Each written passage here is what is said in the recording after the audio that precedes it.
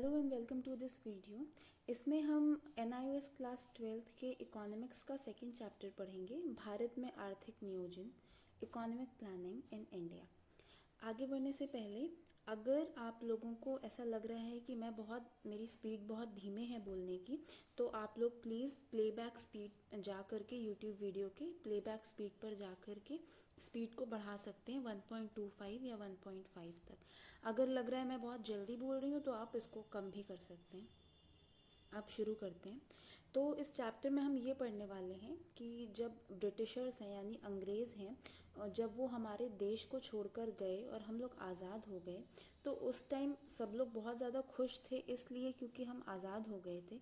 पर उसके अलावा हम लोगों को बहुत सारा संकट भी झेलना पड़ा आर्थिक रूप से, यानी पैसों के मामलों में हमारा देश उस वक्त बहुत ही मुश्किलों से जूझ रहा था। ठीक है, जिसके बारे में इस पैराग्राफ में बताया गया है।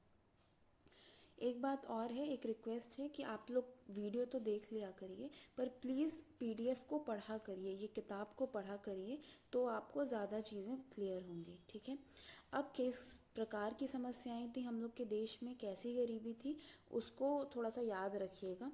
तो उसके कुछ कुछ पॉइंट्स मैं बता देती हूँ। जैसे कि हम लोगों के वहाँ पे गरीबी तो थी, बहुत सारे लोग ऐसे थे जिसको खाना नहीं मिलता था। साथ में हमारे वहाँ पर मुद्रास्फीति थी। ठीक है, मुद्रास्फीति मतलब होता है कि हम लोगों के वहाँ पर महंगाई बहुत बढ़ती जा रही थी। उसके साथ हमारे वहाँ पर निरक्षरता थी, यानी लोग पढ़े लिखे कम थे। स्वास्थ्य चिकित्सा की कमी थी, हॉस्पिटल्स डॉक्टर्स की कमी थी। आधारिक संरचना को इंग्लिश में कहते हैं इंफ्रास्ट्रक्चर। ठीक है, बिल्डिंग्स, फैक्ट्रीज, स्कूल्स और हम लोग के ब्रिजेस यानी जो पुल होते हैं, सड़क, ये सब चीज़ें हमारे वहाँ पर नहीं थी। तो इसीलिए इन सारी प्रॉब्लम को सॉल्व करने के लिए हम लोग के देश में जो गवर्नमेंट है, उन लोगों ने ये सोचा कि हम नियोजन का रास्ता अपनाएंगे। नियोजन मतलब होता है प्लानिंग। ठीक है, प्लानिंग करेंगे और हम अपने देश को फिर ये जो समस्याएं हैं आइडेंटिफाई करेंगे, समझेंगे कि कौन सी समस्या ज़्यादा बड़ी है और किसका हमें तुरंत इलाज करना है, और फिर हम एक एक करके अपने देश को इस संकट से बाहर निकालेंगे। ठीक है, तो दीर्घ काल में हमें लगा कि सिर्फ और सिर्फ नियोजन ही एक रास्ता है। दीर्घकाल मतलब होता है लंबे समय में, और नियोजन मतलब होता है प्लानिंग। तो अब हम आगे चैप्टर में मेन पॉइंट्स देखते हैं कि क्या क्या है। ये उद्देश्य है, इसको पढ़ लीजिएगा। उद्देश्य मतलब जब ये आप चैप्टर पढ़ लेंगे तो आपको क्या क्या चीज़ें पता होंगी, क्यों आपको ये चैप्टर पढ़ाया जा रहा है वो उसमें लिखा है।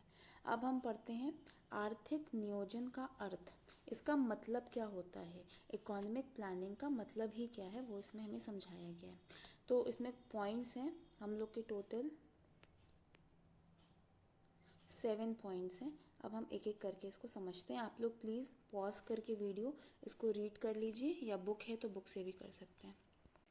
तो इसमें सबसे पहला पॉइंट हमें ये देखना है कि अर्थव्यवस्था के समक्ष समस्याओं की सूची तैयार करना, कि जो हमारे देश की अर्थव्यवस्था है उसके सामने क्या क्या प्रॉब्लम्स हैं, क्या क्या दिक्कतें वो हैं जो हमें सॉल्व करनी है। पहले हम उसकी एक लिस्ट बना देंगे, एक सूची तैयार कर लेंगे। ठीक है, तो फर्स्ट नंबर पे तो ये हो गया। अर्थव्यवस्था का मतलब पिछले वीडियो में, क्लास 1 के वीडियो में मैंने समझाया है, तो आप उसमें देख सकते हैं एक देश कैसे काम कर रहा है, उसमें लोगों के पास जो पैसा आ रहा है वो किस ज़रिए से आ रहा है, लोग पैसा कमा पा रहे हैं कि नहीं कमा पा रहे हैं, ये सारी चीज़ें जो हैं अर्थव्यवस्था के अंदर आती हैं।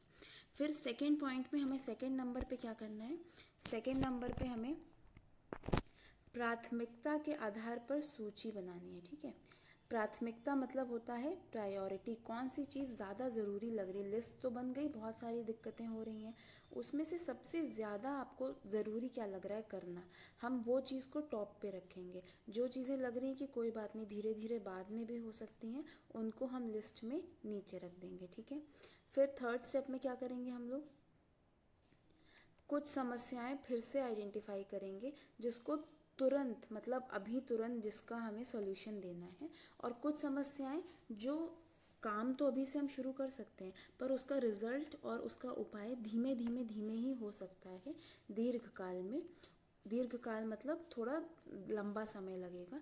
तो हमें उस सूची को, जो समस्याएं हैं उसमें, उनको इन दोनों कैटेगरीज में भी बांटना है। उसके बाद हम लोग आते हैं अपने 4 स्टेप पे।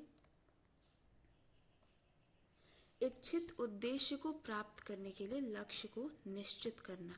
इच्छित उद्देश्य मतलब आप क्या प्राप्त करना चाह रहे हैं, ठीक है। समस्याएं आपने देख ली कि मान लीजिए एग्जाम्पल के लिए गरीबी बहुत है, या देश में लोग बहुत ज़्यादा निरक्षर हैं, यानी कि परसेंटेज कम है जो लोग पढ़े लिखे हैं। तो हम एक लक्ष्य बना लेंगे कि हमें, अगर आज डेट डिसाइड हुई कि इस साल इस तारीख को देश में 60% लोग, एक उदाहरण दे रही हूँ, 60% लोग गरीब हैं, तो हम एक लक्ष्य रखेंगे कि आने वाले इतने सालों में या इतने महीने में हम ये स्टेप्स लेंगे और इसको 60% से कम करके 50% या 40% पे रखेंगे। तो इस प्रकार से हमें लक्ष्य तय करना पड़ता है, ठीक है। अब इसमें टाइम भी हो सकता है सेट करेंगे हम लोग कि इतने महीने में इतना परसेंटेज होना चाहिए।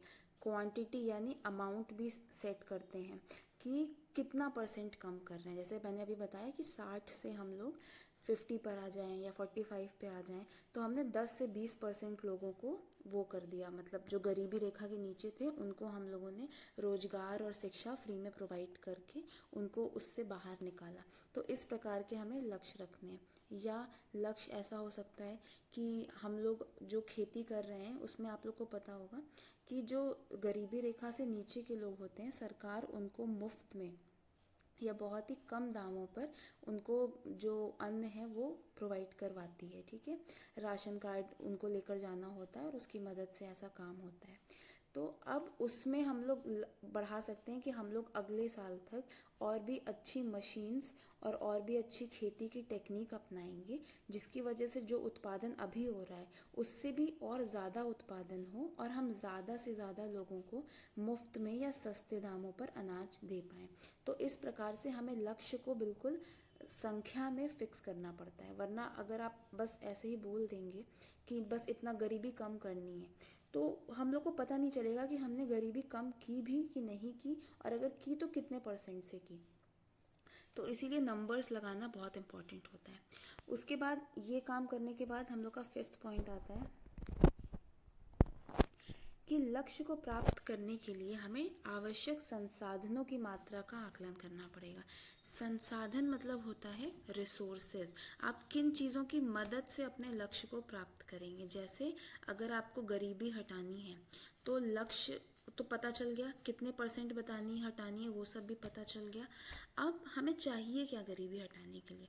तो हमें चाहिए कि लोगों में साक्षरता आए, लोगों में ज्ञान का विकास हो और उनको रोज़गार के हमें नए नए साधन देने हैं, ठीक है। तो इसके लिए हमें रिसोर्सेज में ह्यूमन रिसोर्स भी बहुत ज़्यादा चाहिए। ह्यूमन रिसोर्स मतलब ऐसे लोग जो पढ़ा सकें, सिखा सकें, कुछ रोज़गार लोगों को ट्रेनिंग दे सकें, ऐसे ह्यूमन रिसोर्स चाहिए, ठीक है। उसके बाद फिर ह्यूमन रिसोर्स के साथ साथ अब इतने सारे लोग जो सीख कर तैयार हो गए हैं, उनको मान लीजिए आप लोगों ने कपड़ा बनाना सिखा दिया, ठीक है, हैंडीक्राफ्ट का काम सिखा दिया, तो उनके पास कच्चा माल भी तो उपलब्ध हो कि वो अपना हैंडीक्राफ्ट का काम कर सकें। तो उसके लिए हमें फिर खेतों में उन चीज़ों की खेती, कपास की, जूट की, जिस कपड़े का इस्तेमाल वो करना चाहते हैं, उसके लिए उनके पास संसाधन होने चाहिए कि वो खेती कर सकें। उन लोग को इस लायक बनाना है तो कच्चा माल भी उपलब्ध करवाना पड़ेगा। ये भी सरकार की जिम्मेदारी है, तो इसको भी हम प्लानिंग में अपने नोट कर लेंगे। उसके बाद फिर कितना पैसा देना पड़ेगा। अब जो ट्रेनिंग दे रहे हैं, जो लोग सिखा रहे हैं लोगों को काम करना, वो तो सरकार की तरफ से आ रहे हैं, उनकी भी तो सैलरी देनी पड़ेगी हम लोगों को। उसके बाद जो ट्रेनिंग सेंटर्स बनेंगे, उस जगह का किराया, वहाँ पे बिजली की व्यवस्था, तो ये सारी व्यवस्थाएं, किस जगह पे वो बिल्डिंग्स बनेंगी, वो ज़मीन लोगों से लेना, अगर वो ऑलरेडी बिकी हुई ज़मीन है, किसी और की है, तो जब भी सरकार किसी से ज़मीन लेती है तो उसको बदले में मुआवजा देती है। तो ये सब संसाधन पहले हमें डिसाइड करना पड़ेगा कि हमें लोगों को ट्रेनिंग देनी है ताकि वो गरीबी से बाहर निकलें, और इसके लिए हमें इतने रुपए, इतने लोग और इतनी ज़मीन और ये चीज़ें चाहिए। तो 5th स्टेप पे हम ये काम करेंगे। उसके बाद फिर हम 6th स्टेप पे आएंगे। ये 6th स्टेप थोड़ा सा बड़ा है। इसमें हमें क्या करना है कि अब इसमें हम लोग ये देखेंगे कि जो संसाधन है मतलब रिसोर्सेज हैं, उसने ये सरकार ने या प्लानर्स ने ये डिसाइड तो कर लिया कि हमें क्या क्या चीज़ें चाहिए, पर उसका इंतजाम कैसे करेंगे, मतलब कैसे वो पैसा इकट्ठा करेंगे। जैसे अगर आप कोई बिजनेस करते हैं, कोई काम करते हैं, तो आपको पैसा चाहिए होता है ना, तो या तो हम अपने रिश्तेदारों से मांगते हैं, या जो हमारा पहले से ही सेव किया हुआ पैसा है वो यूज़ करते हैं, या बैंक से लोन लेते हैं। तो अलग अलग जगहों से हम पैसे लेते हैं। वैसे ही जो सरकार भी है वो अपने उसने जो लक्ष्य बनाए हैं उनको पूरा करने के लिए एक बजट बनाती है, और ये उसमें डिसाइड करती है कि किस जगह से वो कितना पैसा लेगी। तो सरकार जो है अलग अलग तरीकों से पैसे इकट्ठे करती है, और उसमें वो जो टैक्सेस हम लोगों से लेती है, जो कर होता है, वो भी एक तरीका है पैसे लेने का। उसके अलावा जो हम लोग बॉन्ड्स साइन करते हैं, ठीक है, तो वो बॉन्ड्स भी जो गवर्नमेंट बॉन्ड्स खरीदते हैं उससे भी सरकार के पास पैसे आते हैं। और बैंक वगैरह हैं, जो सरकारी बैंक वगैरह हैं, तो वहाँ से ले सकते हैं सरकार पैसे। कभी कभी वो दूसरे कुछ जैसे कि बड़ी बड़ी संस्थाएं हैं जैसे IMF वगैरह हैं, तो उनसे भी कुछ अगर कल्याण का काम करना है तो उनसे भी कुछ पैसे उधार पर ले सकते हैं। तो इस तरीके से सरकार ये डिसाइड करती है लिखित रूप में कि हमें किन किन अलग अलग जगहों से कितना कितना पैसा लेना है, और फिर हमें अपना ये जो प्लानिंग हमने बनाई है उसे पूरा करना है। साथ में ही हमें जैसे पैसे इकट्ठा करना है, वैसे ही हमें जो मानव संसाधन है यानी ह्यूमन रिसोर्स है वो भी डिसाइड करना पड़ता है कि हम जो लोगों को अपने वहाँ पर नौकरी पर रखेंगे अपना ये लक्ष्य पूरा करने के लिए, वो लोग की योग्यता क्या होनी चाहिए, उनको कितना कौशल आना चाहिए हमारा ये काम पूरा करने के लिए, और उसका भी मैनेजमेंट प्रबंधन सरकार को करना पड़ता है कि वो कहाँ से कितने लोगों को नियुक्त करेगा अपने वहाँ पर। अब हम लोग अगले स्टेप पे आते हैं। अभी तक हमने देख लिया कि हमें क्या क्या करना है, लक्ष्य डिसाइड हो गया, कौन सी समस्या पहले हल करेंगे कौन सी बाद में करेंगे ये डिसाइड हो गया। अब हम लोगों को ये देखना है कि हम कैसे करेंगे, ठीक है। तो हमें अपने ऑब्जेक्टिव्स को बनाना है कि सबसे पहले हम ये काम करेंगे, ये स्टेप पूरा करेंगे, फिर वो करेंगे, और इस प्रकार से इतने महीनों में या इतने साल में हम गरीबी को या जो भी आपका लक्ष्य है उसको पूरा करेंगे। उदाहरण गरीबी का ले लेते हैं कि आपने बता दिया कि आप कैसे गरीबी दूर करोगे। मान लो कि उन्होंने सोचा कि हम लोगों को पहले ट्रेनिंग देकर कुछ काम सिखा देंगे और फिर बोलेंगे कि वो फैक्ट्री लगाकर या छोटा मोटा बिजनेस कपड़े बनाकर वो अपना घर चलाएं। उसके लिए ट्रेनिंग के लिए हम लोग लोगों को अपॉइंट कर लेंगे, नौकरी पे रखेंगे, जगह डिसाइड कर लेंगे कि ऐसा एक बिल्डिंग है, इस बिल्डिंग में हम ट्रेनिंग देंगे।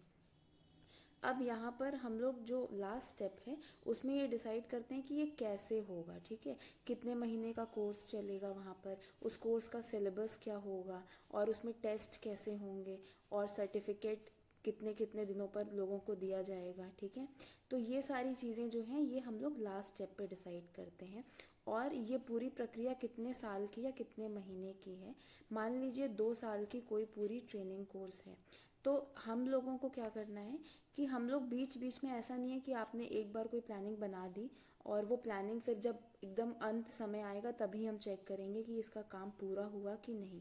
समय समय पर हम उसका रिव्यू, यानी कि जिसको यहाँ पर देखिए लिखा है लास्ट में पुनरावलोकन, ठीक है, सामयिक पुनरावलोकन, मतलब समय समय पर हम देखते रहेंगे कि हमने जैसा प्लान बनाया था ये वैसा ही काम चल रहा है कि नहीं चल रहा है, कहीं कुछ बीच में दिक्कत तो नहीं आ रही है। ताकि ऐसा ना हो कि आपने पूरा 1 साल 1.5 साल के लिए छोड़ दिया उस सिस्टम को कि चलो वो अपने आप हो रहा होगा, और 2 साल बाद समझ में आया कि बीच में कुछ मामूली सी दिक्कतों की वजह से वो काम सक्सेसफुल नहीं हो पा रहा है। तो इस ये स्थिति ना आए, इसीलिए हम लोग बीच बीच में कुछ कुछ समय पर अपनी प्लानिंग सही ढंग से चल रही है कि नहीं इसका पुनरावलोकन करते हैं, ठीक है। तो ये तो हमने समझ लिया कि कैसे होती है इकोनॉमिक प्लानिंग, इसका मतलब क्या है। अब भारत में ये कैसे होती है वो देख लेते हैं। अब भारत में आर्थिक नियोजन कैसे बनाया गया, हम लोग ने एक जनरल प्लानिंग समझ ली कि किस तरीके से किसी भी देश में प्लानिंग होती है।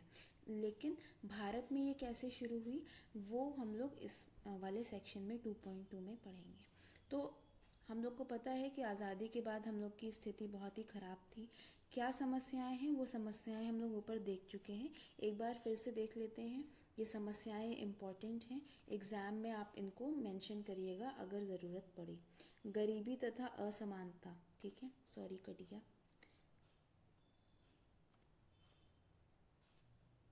उसके बाद कृषि में निम्न उत्पादकता, कृषि में असमानता का मतलब बता देती हूँ। असमानता मतलब कि कुछ लोग के पास ज़रूरत से बहुत कम है और कुछ लोगों के पास ज़रूरत से बहुत ज़्यादा, बराबरी नहीं है लोगों में। कृषि में निम्न उत्पादकता मतलब जो खेती करते हैं उसमें हम लोग उतना अच्छा प्रोडक्शन नहीं कर पाते हैं, क्योंकि शायद बीज की क्वालिटी अच्छी नहीं है, ज़मीन की क्वालिटी नहीं अच्छी है, खाद अच्छे नहीं है, पानी सिंचाई के लिए पानी की कमी है। ये सारे कारण से उतनी ही ज़मीन में अगर आप अच्छे से उसको सींचेंगे तो ज़्यादा सॉरी, तो ज़्यादा हमें अनाज मिल सकता है।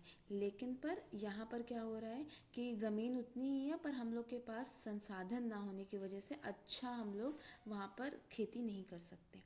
खाद्यान्नों की कमी, खाद्यान्नों की कमी मतलब कि जो अनाज उग रहा है वो देश के लोगों के लिए भरपूर नहीं है। औद्योगिक तथा आधारिक संरचना, इंडस्ट्रीज़ नहीं है, सड़कें अच्छी नहीं हैं, तो और बिल्डिंग्स नहीं है, रोड्स नहीं है, तो ये सब प्रॉब्लम है। इसकी वजह से हम लोगों ने ये डिसाइड किया कि हम लोग पंचवर्षीय योजना चलाएंगे। पंचवर्षीय योजना मतलब कि जैसे ऊपर मैंने आपको समझाया था कि जैसे 2 साल का हमने प्रोग्राम बनाया, तो यहाँ पर हमारे देश में डिसाइड हुआ कि 2 साल नहीं, हम लोग 5 साल का प्रोग्राम बनाएंगे। डिसाइड करेंगे कि बजट कितना होगा, कौन कौन से लक्ष्य हमें पूरे करने हैं, इन सबको हम लोग लिखेंगे एक जगह पर, और 5 साल में फिर रिवाइज करेंगे कि हम लोगों ने जो डिसाइड किया था उसी तरीके से हम लोग चल पा रहे हैं कि नहीं चल पा रहे, कहीं कुछ कमी तो नहीं है। तो ये जो अवलोकन है, ये हम लोग पुनरावलोकन, सॉरी, जिसको रिव्यू कहते हैं, ये हम लोग 5 साल में करेंगे। ठीक है, ये 1951 में जो हमारे देश के पहले प्रधानमंत्री थे पंडित जवाहरलाल नेहरू, उन्होंने शुरू किया था। हम लोगों ने, जो हमारे पास उस वक्त लिमिटेड मतलब कम संसाधन थे, तो उसी हिसाब से हम लोगों ने अपना प्लान बनाया, सूची बनाई और अपना काम करना शुरू कर दिया। अब इस प्लान को बनाया क्योंकि ये सबसे पहला प्लान था, सबसे मुश्किल समय था हमारे लिए और सबसे पहली प्लानिंग, तो इसको जिन लोगों ने बनाया वो बहुत ही ज़्यादा मतलब स्मार्ट थे, बहुत होशियार थे। वो लोग कौन से हैं उनका भी नाम याद कर लीजिएगा, यहाँ पर उनका नाम दिया हुआ है। पंडित जवाहरलाल नेहरू, पीसी महालनोबिस, BR गडगिल, VKRV राव सम्मिलित हैं। ठीक है, इतने सारे 4 लोग हैं। उसके बाद फिर अब जब प्रधानमंत्री, वो 1951 में उन्होंने प्लानिंग स्टार्ट कर दी थी, पर कोई भी काम करने से पहले हमें एक टीम बनानी पड़ती है, तो वो टीम उसके 1 साल पहले 1950 में बनाई गई थी। उस टीम में ये लोग थे और इन लोगों ने मिलके फिर 1951 से पहला पंचवर्षीय योजना या 5 ईयर प्लान स्टार्ट किया, और इस टीम का नाम रखा गया योजना आयोग। ठीक है, इंग्लिश में कहते हैं प्लानिंग कमीशन। तो ये स्टार्ट हो गई। अब यहाँ पर जो पहला 5 ईयर प्लान था उसका टर्म 5 साल का था, इसलिए 1951 से 56 तक था। ऐसे ही करके फिर 56 में जब पहला 5 ईयर प्लान ख़त्म हुआ, फिर दूसरा 5 ईयर प्लान बना। ठीक है, फिर तीसरा बना, चौथा बना, ऐसे बनते बनते जो है हम लोग पहुँच गए 2014 में। अब 2014 में जो प्लान बना वो 12वां 5 ईयर प्लान था। ठीक है, उसका टाइम था 2012 से 2017। ठीक है, और ये हम लोगों का 12वां 5 ईयर प्लान था। ये इतना इम्पोर्टेंट इसलिए है क्योंकि ये आखिरी 5 ईयर प्लान था। 2014 में जब हम लोग की नई सरकार बनी, इलेक्शंस हुए, तो उन्होंने बोला कि अब जो है, अब से हम लोग ये वाला सिस्टम बंद कर रहे हैं। ठीक है, तो अब तो एक 5 ईयर प्लान चल ही रहा था उस वक्त, वो तो 2017 में पूरा होने वाला था, तो उन्होंने बोला इसको चल लेने देते हैं, उसके बाद से अब कोई 5 ईयर प्लान नहीं बनेगा। तो उन लोगों ने, ये जो हम लोग का प्लानिंग कमीशन था, योजना आयोग, तो उस सरकार ने ये डिसाइड किया कि हम लोग योजना आयोग को अब ख़त्म कर रहे हैं, इसको अब हटा करके हम इसकी जगह पे नीति आयोग ला रहे हैं। आप लोगों ने सुना भी होगा न्यूज़ वगैरह में। तो उन लोगों ने, नई सरकार ने योजना आयोग को हटाया और इसकी जगह नीति आयोग बनाया, जिसका भी काम यही है, वो भी देश की समस्याओं को दूर करने के लिए ही, आर्थिक समस्याओं को दूर करने के लिए काम करते हैं, लेकिन पर उनका स्टाइल डिफरेंट है। और अब से हम लोग के देश में कोई पंचवर्षीय योजना नहीं बनती है। ये इन्फॉर्मेशन किताब में नहीं दी गई थी क्योंकि शायद ये पुराना एडिशन है, तो ये एक एक्स्ट्रा इन्फॉर्मेशन है। तो अगर आप लोग को लग रहा है कि आज हम लोग 2023 में भी 5 ईयर प्लान फॉलो करते हैं, तो ऐसा नहीं है। अब नीति आयोग जो प्लान बनाती है वो अपने हिसाब से बनाती है और उनका जो भी टाइम वो सेट करते हैं उस हिसाब से हम लोग चलते हैं। चलिए, तो अब हम लोगों ने देख लिया इंडिया में कैसे होता है।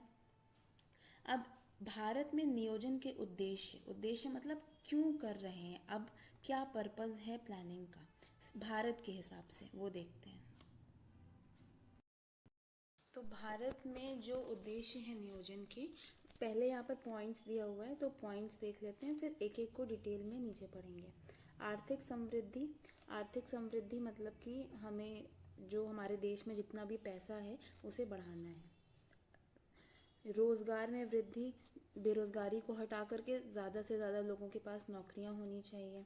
आय की असमानता में कमी, आय की असमानता मतलब कि कुछ लोग हैं जो बहुत कम पैसे कमा रहे हैं, ठीक है, जैसे महीने का 5,000 2,000 ऐसे, और कुछ लोग हैं जो करोड़ों में कमा रहे हैं। तो ये जो है इसको असमानता कहते हैं, ठीक है।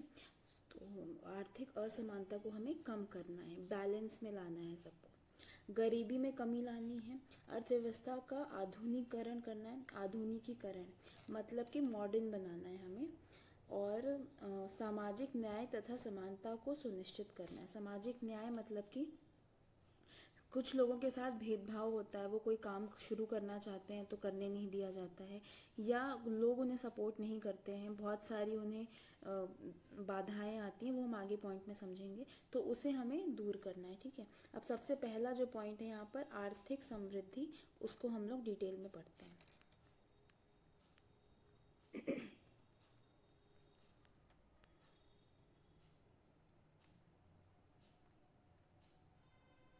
चलिए, अब यहाँ पर दो चीज़ें हैं जो इम्पोर्टेंट टर्म्स हैं टेक्निकल समझने के लिए। राष्ट्रीय आय, वास्तविक प्रति व्यक्ति आय, ठीक है। राष्ट्रीय आय क्या होता है?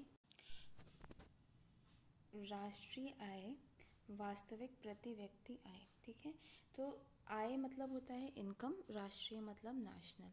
तो नेशनल इनकम इसको बोलते हैं इंग्लिश में। इस देश में जितने भी लोग पैसे कमा रहे हैं, चाहे वो अपनी सेवाएं देकर या कुछ प्रोडक्शन करके, कुछ वस्तुओं को बेच करके या बना करके, उन सबको हम लोग टोटल कर लेते हैं, जोड़ लेते हैं, और वो बन जाती है हमारे राष्ट्र की आय। जैसे कि एक छोटा एग्जाम्पल लें, हमारे घर में मान लीजिए 4 लोग हैं और चारों कमा रहे हैं, तो वो चारों जितने रुपए कमा रहे हैं उस सबका टोटल कर देंगे तो कहेंगे हमारे घर की, पूरे घर की इनकम ये है। मान लीजिए घर में कोई 5,000 कमा रहा है, ठीक है, 4 लोग हैं, कोई 5 कमा रहा है, कोई 4 कमा रहा है, कोई 8 कमा रहा है, कोई 10 कमा रहा है। अब सबकी इनकम को टोटल करेंगे और जो टोटल इनकम आएगी, कुल जो आय होगी, वो बोल देंगे हमारे घर की ये कुल आय है। वैसे ही देश में जितने भी लोग हैं सबकी आय का जोड़ कर लेंगे, टोटल कर लेंगे और बोलेंगे कि ये हमारे राष्ट्र की आय है या नेशनल इनकम है। वास्तविक प्रति व्यक्ति आय होता है। प्रति व्यक्ति आय, ये कॉन्सेप्ट्स मैंने थोड़े थोड़े फर्स्ट चैप्टर की वीडियो में बताए हैं। प्रति व्यक्ति आय होती है कि इस देश में जितने भी लोग हैं वो जितना भी पैसा कमा रहे हैं उसका अगर हम एवरेज निकालें, ठीक है। अगर प्रति व्यक्ति आय के बारे में आपको पता करना है, प्लीज़ आप चैप्टर 1 का वीडियो देख लीजिए, उसमें मैंने लिख करके डिटेल में समझाया है। यहाँ शॉर्ट में बता रहे हैं कि औसत आपके घर में एक इंसान कितना कमा रहा है। जैसे कि घर में 4 लोग हैं, अभी पहले वाले एग्जाम्पल में हमने देखा कि हर इंसान 4-4 हज़ार रुपये कमा रहा है। मान लीजिए ऐसा नहीं है, कोई 2,000 कमा रहा है, कोई 10 कमा रहा है, कोई 7,000 कमा रहा है, कोई 3,000 कमा रहा है, ठीक है। तो इन सब का अगर हम औसत निकाल लें, एवरेज निकाल लें, तो वो एवरेज इनकम जो हो जाएगी वो होगी कि हर इंसान उतना कमा रहा है, लगभग उसके आसपास कमा रहा है। अब कुछ लोग होंगे जो उससे कम कमा रहे होंगे, मान लीजिए एवरेज आ गया आपका 5,000 रुपये। तो कुछ लोग, हम लोग को पता है इस घर में कि कुछ लोग ऐसे हैं जो 5,000 से कम कमा रहे हैं, 2,000 और 3,000 कमा रहे हैं। कुछ लोग हैं, 2 लोग जो 5,000 से ज़्यादा कमा रहे हैं। फिर भी इस घर की जो प्रति व्यक्ति आय होगी, जो प्रति व्यक्ति आय है वो 5,000 है। मतलब ऐसा मान लिया गया है कि हर इंसान 5,000 के आसपास कमा रहा है, ठीक है। तो वैसे ही इस पूरे देश में कुछ लोग बहुत ज़्यादा कमा रहे हैं, ठीक है, करोड़ों में। कुछ लोग बहुत कम कमा रहे हैं जो कि 1,000 100 ऐसे कमा रहे हैं, ठीक है। तो हम क्या करते हैं, जितने भी लोग इस देश में हैं उन सब की जितनी कमाई है उसको जोड़ देते हैं, ठीक है, और इस देश की जितनी भी जनसंख्या है उसको भी जोड़ लेते हैं और कमाई को जनसंख्या से भाग दे देते हैं। इसका छोटा रूप अगर हम घर में देखें तो जितने भी लोग, 4 लोग जितना भी पैसा कमा रहे हैं उनके पैसे को जोड़ दीजिए और उसको 4 से भाग दे दीजिए, तो जो आएगा वो प्रति व्यक्ति आय हो जाएगी उस घर की। वैसे इस देश में जितने भी लोग जितना भी पैसा कमा रहे हैं उसको जोड़ करके ऊपर लिखिए, और जितने भी लोग हैं इस देश में उसको नीचे, यानी कि भाग जब हम देते हैं तो बटे लगाकर नीचे लिखिए, तो जो आएगा वो प्रति व्यक्ति आय होगी। अब यहाँ पर एक शब्द यूज़ हुआ है वास्तविक। तो वास्तविक का क्या मतलब है? वास्तविक मतलब होता है, इंग्लिश में हम कहते हैं रियल पर कैपिटा इनकम। इसका मतलब है कि जो भी आया है हम लोग के पास अमाउंट, उसको हम जो मुद्रास्फीति हो रही है मतलब महंगाई हो रही है उससे हम लोग एडजस्ट करने के बाद वो पैसा निकालते हैं कि सचमुच में। अब मान लीजिए कि कोई 10,000 रुपये कमा रहा है, लेकिन 10,000 रुपये कमाते ही चीज़ें अचानक से महंगी हो गई। पहले वो 8,000 कमाता था तो उसको 2,000 रुपये मिल गया इंक्रीमेंट, कि चलो ठीक है तुम्हारी कमाई बहुत कम है तो तुम 2,000 और ले लो क्योंकि तुम ज़्यादा काम करते हो। जब वो 2,000 रुपये और लेने लगा तो उसी हिसाब से चीज़ों के दाम भी बढ़ गए, तो जितना खाना वो पहले खरीद पाता था आज भी उतना ही खाना खरीद पा रहा है, क्योंकि उसकी जो इनकम है बढ़ी पर साथ में महंगाई भी तो बढ़ गई ना। तो असल मायने में तो उसको कुछ भी फ़ायदा नहीं हुआ, वो तो उतनी चीज़ें अभी भी खरीद पा रहा है। तो जो मुद्रास्फीति है उसको माइनस करने के बाद जो आपको पैसा मिलता है हाथ में उसको हम कहते हैं वास्तविक या रियल। तो हमें असल में प्रति व्यक्ति आय निकालनी कि सचमुच में क्या वो इंसान पहले से ज़्यादा खरीद सकता है, जिसको इंग्लिश में कहते हैं परचेजिंग पावर, वो बढ़नी चाहिए। तब हम लोग का ये उद्देश्य है इस देश में कि राष्ट्रीय आय बढ़ाएं अपनी और प्रति व्यक्ति आय को भी बढ़ाएं। ठीक है। अब कुछ लोग प्रति व्यक्ति आय को औसत आय भी कहते हैं, ठीक है, एवरेज इनकम भी कहते हैं। जो मैंने आप लोगों को परचेजिंग पावर बोला उसको क्रय शक्ति भी कहते हैं, ठीक है। क्रय शक्ति की मतलब आप कितनी चीज़ें खरीद सकते हो। आपको मम्मी ने अगर 5 रुपये दिया, मान लीजिए एग्जाम्पल, तो आप 5 रुपये में कितनी सारी चीज़ें खरीद सकते हैं। जैसे पहले बहुत पहले जो वो आता है नूडल्स आता है कोई फेमस, तो उसको 5 रुपये का पैकेट आता था। अब अगर उन लोगों ने अपना दाम बढ़ा दिया और आपकी मम्मी ने भी दाम बढ़ा दिया, ठीक है, कि चलो 5 तो बहुत दिनों से दे रही हूँ, अब चलो मैं तुम्हें 10 रुपये दूंगी, लेकिन वो जो आपका फेवरेट नूडल्स है वो भी 5 रुपये बढ़ गया क्योंकि महंगाई बढ़ गई है। तो पहले भी आप उतना ही छोटा पैकेट लेकर आते थे और अभी भी उतना ही छोटा लेकर आ रहे हैं, तो आपकी जो खरीदने की शक्ति है वो तो उतनी ही रही, भले ही हाथ में 5 से 10 हो गया, ठीक है। तो जो अब वास्तविक प्रति व्यक्ति आय है वो बढ़ाने का मतलब है कि हम खरीदने की ताकत हमें ज़्यादा चाहिए, ठीक है। कि अगर आपने मेरा पैसा बढ़ाया है तो पहले अगर मैं एक छोटा पैकेट लेकर आता था तो अब मैं 2 छोटे पैकेट ला पाऊँ, या मैं एक चॉकलेट या एक कोल्ड ड्रिंक भी एक्स्ट्रा खरीद पाऊँ, तब माना जाएगा कि मेरी खरीदने की शक्ति या क्रय शक्ति बढ़ गई है, ठीक है। तो हमें देश की अगर तरक्की करवानी है तो हमें उद्देश्य हमारा ये है कि हमें हर इंसान की क्रय शक्ति को बढ़ाना है और साथ में राष्ट्रीय आय को भी बढ़ाना है। मतलब इस देश में कितनी चीज़ें पैदा हो रही हैं वो हमेशा बढ़ती रहनी चाहिए। आगे देखते हैं। साथ में अगर हमारे देश में जो हमारी आय है, ठीक है, वो बढ़ रही है, जिसको नेशनल इनकम कहते हैं, राष्ट्रीय आय बढ़ रही है, तो हम साथ में कुछ चीज़ें ऐसी हैं जो हमारे देश में पैदा नहीं होती हैं, ठीक है। तो हम क्या कर सकते हैं, हम दूसरे देशों से उसको खरीद सकते हैं, आयात करवा सकते हैं। पर आयात अगर करेंगे, हम कुछ खरीदेंगे तो बदले में उसे पैसा भी तो देना ही पड़ेगा ना। तो हम अपने देश की लोगों की ज़रूरतों को और भी अच्छे तरीके से पूरा कर सकते हैं अगर हमारे पास राष्ट्रीय आय और वास्तविक प्रति व्यक्ति आय हमारे पास ज़्यादा है, ठीक है। अब यहाँ पर हमें कुछ चीज़ें समझनी पड़ेंगी कि जब हम लोग का जो देश है उसमें हमें पता है जनसंख्या तो हमेशा बढ़ती रहती है, और जनसंख्या बढ़ेगी तो हमें फिर अपना उत्पादन भी बढ़ाना पड़ेगा, और उत्पादन अगर हमें बढ़ाना है अपना तो हर क्षेत्र में बढ़ाना पड़ेगा। अब इसको बढ़ाने के लिए हमें क्या करना पड़ता है, निवेश करना पड़ता है। जैसे कि बिजली परियोजनाओं में हम लोग के देश में इंडस्ट्रीज़ चल रही हैं, ठीक है, और अब तो खेतों में भी हम लोग मशीन्स यूज़ करने लग गए हैं, ट्यूबवेल वगैरह यूज़ करते हैं। तो हर जगह पे हमें बिजली की ज़रूरत पड़ती है, सड़क की ज़रूरत पड़ती है। सड़क इसलिए क्योंकि वो ट्रांसपोर्टेशन में बहुत इंपॉर्टेंट है। एक जगह से दूसरी जगह अगर सामान ले जाना है तो रोड्स तो अच्छी होनी चाहिए ना, तभी तो इजीली पहुंचेगा।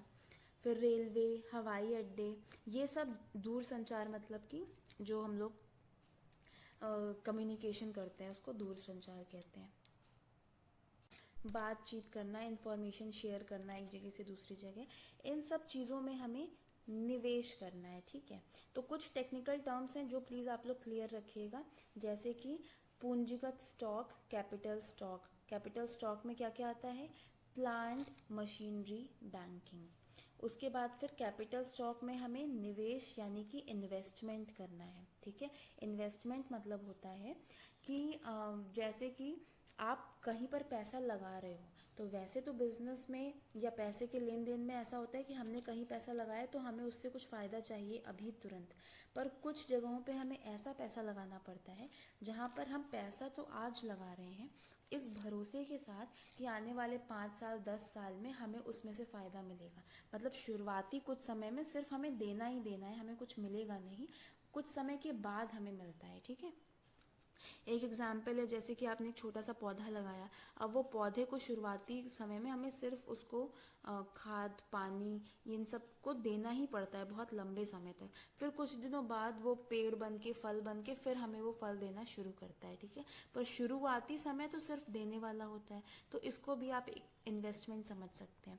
तो हमें कहाँ पर सिर्फ देना ही देना है, हमें बिजली की परियोजनाओं पे बहुत सारा पैसा लगाना पड़ेगा, ठीक है। शुरू में कुछ फ़ायदा नहीं मिलेगा, पर धीरे धीरे हम अपने देश को इतना मजबूत बना लेंगे इस आधारिक संरचना से, इस इंफ्रास्ट्रक्चर से, कि आगे चल के लोगों के लिए कोई भी बिजनेस करना इजी हो जाएगा। जैसे कि जब हम लोग के देश में अब कितनी अच्छी अच्छी सड़कें बन गई हैं, हाईवेज़ बन गए हैं, पहले नहीं था। पर जब ये बनवाया जा रहा था तो ऐसा थोड़ी है कि बनवाते ही सरकार को तुरंत फ़ायदा मिल गया था। कई सालों बाद जब ये अच्छी सड़कें बन गई हैं तो यहाँ पर आना जाना लोगों का इजी हो गया है, टूरिज़्म अच्छा हो गया है, और उसके बाद ट्रेड अच्छा हो गया है। मतलब एक जगह से दूसरी जगह सामान भेजना, लाना, ले जाना इजी हो गया। तो इसकी वजह से अब क्या हो रहा है, बिजनेस बहुत अच्छे से रन कर रहे हैं। तो सरकार ने निवेश कितने पहले किया और आज उसका फल मिल रहा है। हमारे देश में ज़्यादा उत्पादन हो रहा है और उसकी वजह से राष्ट्रीय आय और वास्तविक पर कैपिटा इनकम यानी प्रति व्यक्ति आय बढ़ रही है। तो इन सब चीज़ों में हमें इन्वेस्ट करना बहुत ज़रूरी है। इसमें इन्वेस्ट करेंगे तो आगे चल के हमें बहुत फ़ायदे अच्छे मिलेंगे, ठीक है। तो हम लोग का सबसे पहला उद्देश्य यही है कि आर्थिक समृद्धि हो। आर्थिक समृद्धि हो मतलब कि हमारे देश में जो पैसा है वो बढ़े, लोगों की खरीदने की ताकत बढ़े। उसके लिए हम लोगों को निवेश बहुत अच्छे से करना पड़ेगा, आधारिक संरचना को अच्छा बनाना पड़ेगा, और हम लोग की जो जो कैपिटल स्टॉक है, ठीक है, पूंजी स्टॉक है, पूंजीगत स्टॉक, उसको बढ़ाना पड़ेगा। बैंकिंग सिस्टम अच्छा करना पड़ेगा।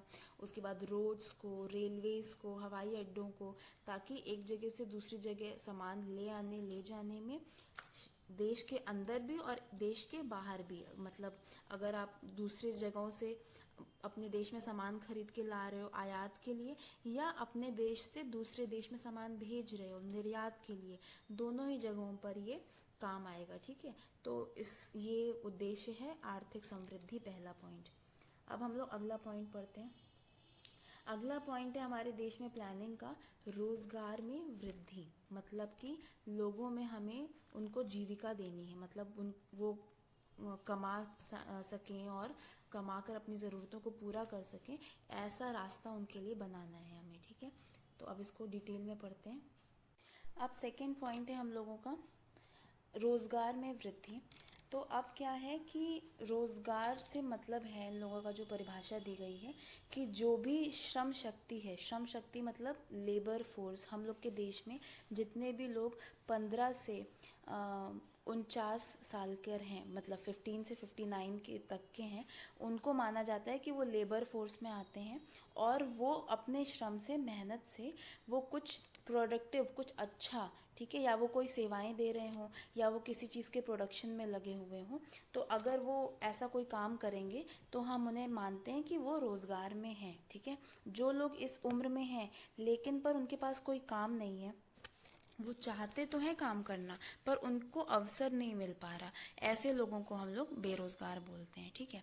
तो अब यहाँ पर अगर कोई काम करना चाह रहा है लेकिन उसको मौका ही नहीं मिल रहा है, हर जगह पे वो जहाँ जा रहा है बोल दिया जा रहा है कि हम आपकी सेवाएं नहीं ले सकते हैं या हमें ज़रूरत नहीं है, तो ऐसे में क्या होता है कि ज़रूरत तो अब कोई इंसान है, उसको कमाने खाने की ज़रूरत तो हर किसी को है, पर उसको अगर अवसर नहीं मिलेगा तो काफ़ी डिप्रेशन हो जाता है, ठीक है।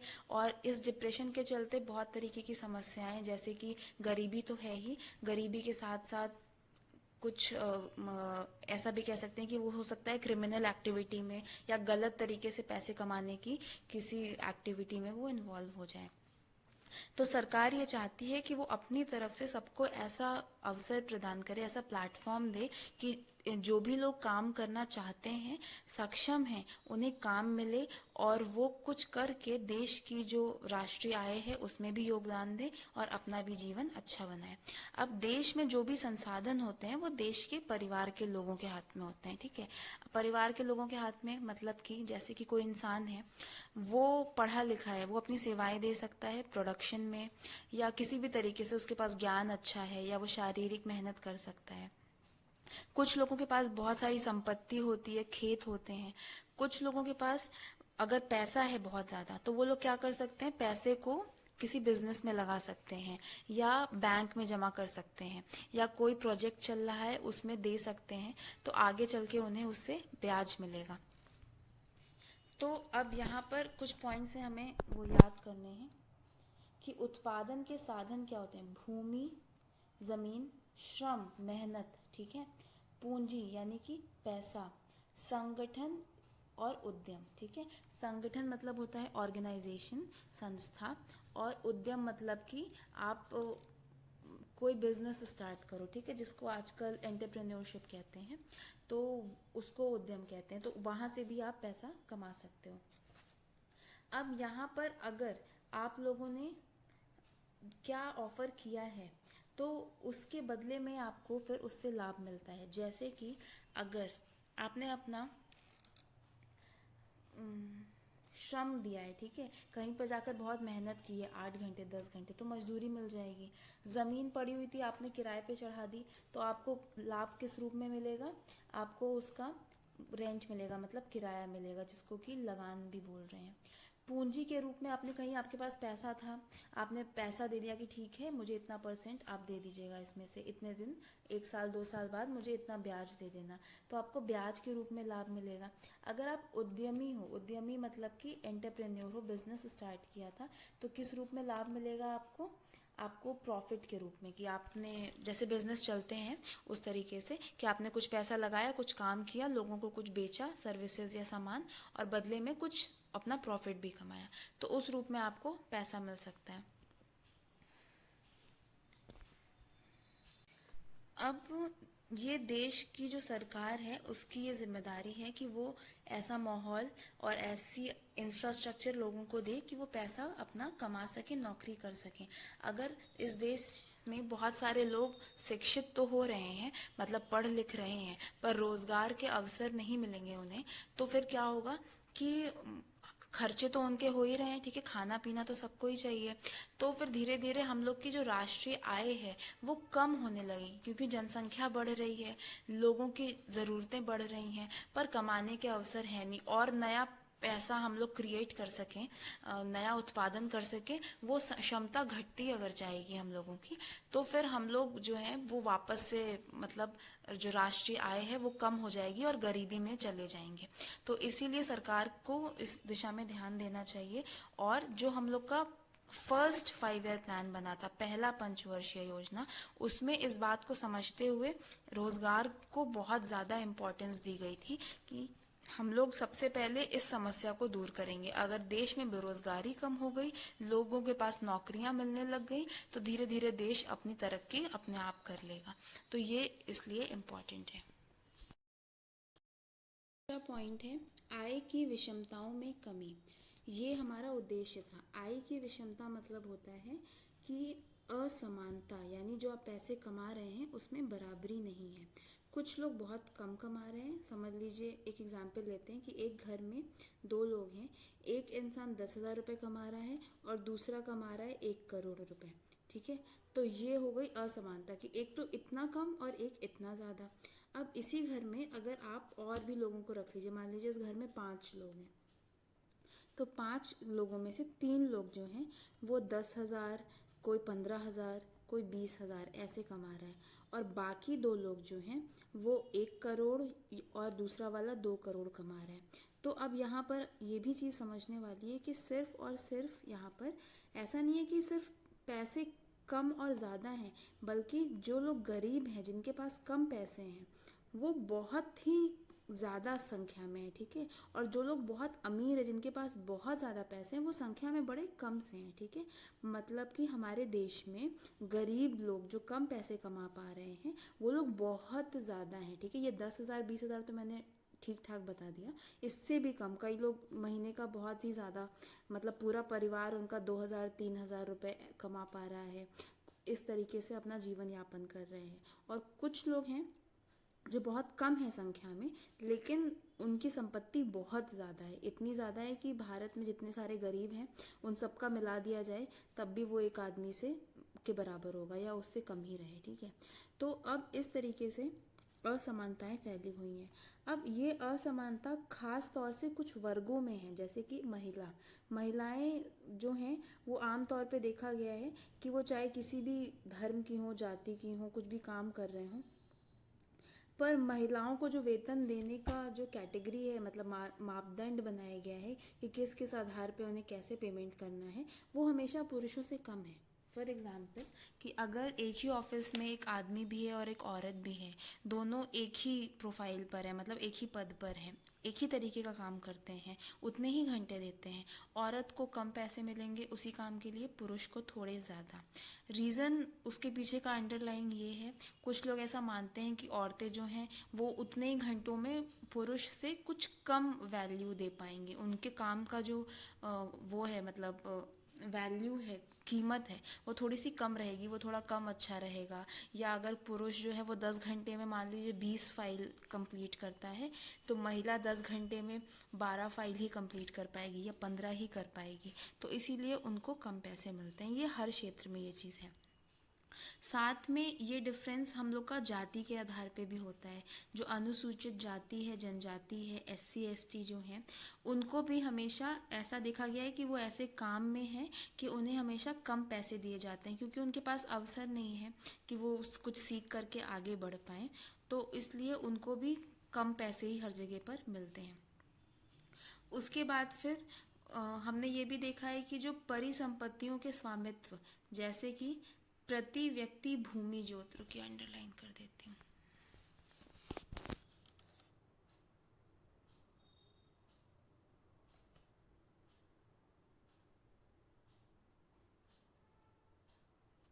अब ये जो आय की असमानता है ये हुई कैसे, उसका रीज़न ये है कि जो पहले ज़माने में, बहुत पहले, हम लोग को पता ही है कि इंडिया में राजा रहते थे। ठीक है, तो वहाँ पे तो जाहिर सी बात है कि कुछ लोग ऐसे थे जिनके पास बहुत पैसे थे और कुछ के पास नहीं थे।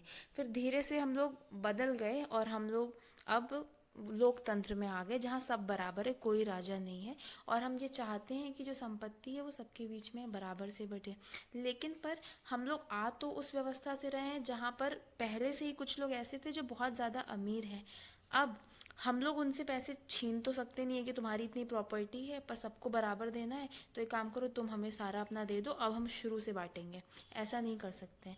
अब ये तो नियम हम लोगों के वहाँ पर है ना कि अगर कोई पिता है जिसके पास बहुत संपत्ति है, तो उत्तराधिकारी जो उसका पुत्र है या बच्चे जो भी हैं उसके, वो उनके कहे अनुसार उनके बच्चों में ही बंटता है। अगर पिता ने संपत्ति बना दी है तो हो सकता है कि वो किसी ट्रस्ट को या कहीं और चला जाए। संपत्ति बना दी मतलब कि अगर वो लिख कर गए हैं, किसी के नाम वसीयत कर दी है उन्होंने, तब तो किसी और को जाएगा, नहीं तो वो बाय डिफ़ॉल्ट, मतलब कि अगर बिना कुछ कहे उनकी मृत्यु हो जाती है तो उनके जो बच्चे हैं वो उन्हीं को पहुंचती है। अब कोई फ्री में अपनी संपत्ति किसी और को, भले कोई बहुत गरीब भी है और आप बहुत अमीर भी हैं, पर फ्री में क्यों सामने वाले को दे देंगे, नहीं देता है कोई। तो इसीलिए ये जो असमानता जो बहुत पहले हमारे देश में थी वो तब से चली आ रही है और अभी भी बहुत गहरी बैठी हुई है। प्रति व्यक्ति भूमि जोत के बारे में पढ़ लेते हैं। इसका मतलब ये होता है कि हर इंसान को कितना ज़मीन मिला हुआ है जोतने के लिए। जैसे प्रति व्यक्ति आय होती थी ना, कि टोटल आय को जितने लोग हैं इस देश में उनमें बांट दिया जाता है, तो वैसे ही वही कॉन्सेप्ट प्रति व्यक्ति भूमि जोत में भी है कि हर इंसान के हिस्से में कितनी भूमि आ रही है जिस पे वो काम करके, खेती करके अपना भरण पोषण कर सकता है। पैतृक चल अचल संपत्ति जो पिताजी से मिली, यानी कि आपको आपकी पूर्वजों से जो मिला, बाबा दादा से, पिता से, वो आपके नाम हो गया है। अब वो आपके नाम पर है और उसकी वजह से आप अमीर हैं, आपने कुछ मेहनत नहीं की है। लेकिन अगर कोई गरीब इंसान है जिसकी फैमिली में कभी किसी को ये अवसर नहीं मिला कि वो पढ़ाई लिखाई कर सके, तो अब वो, क्योंकि अच्छे से ध्यान नहीं दिया, जो उस वक्त के राजा रहे होंगे उन्होंने शायद अपनी प्रजा का ध्यान नहीं दिया, और वो असमानता, वो गरीबी उसके परिवार में अभी भी चली आ रही है।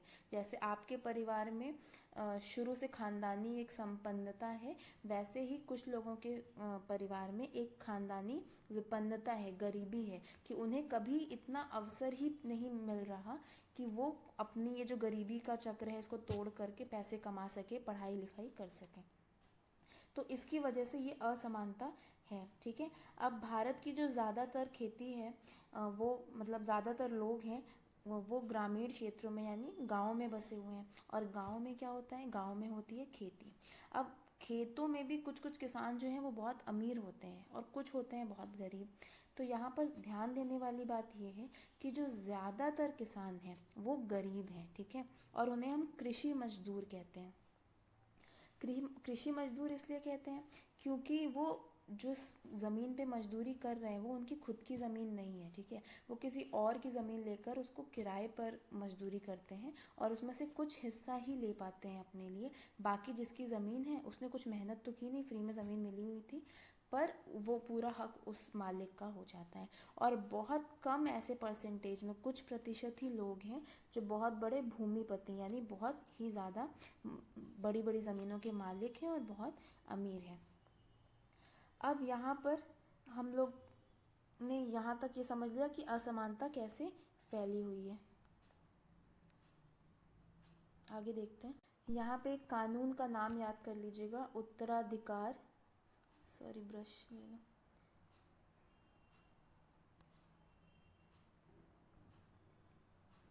उत्तराधिकार नियम। ठीक है।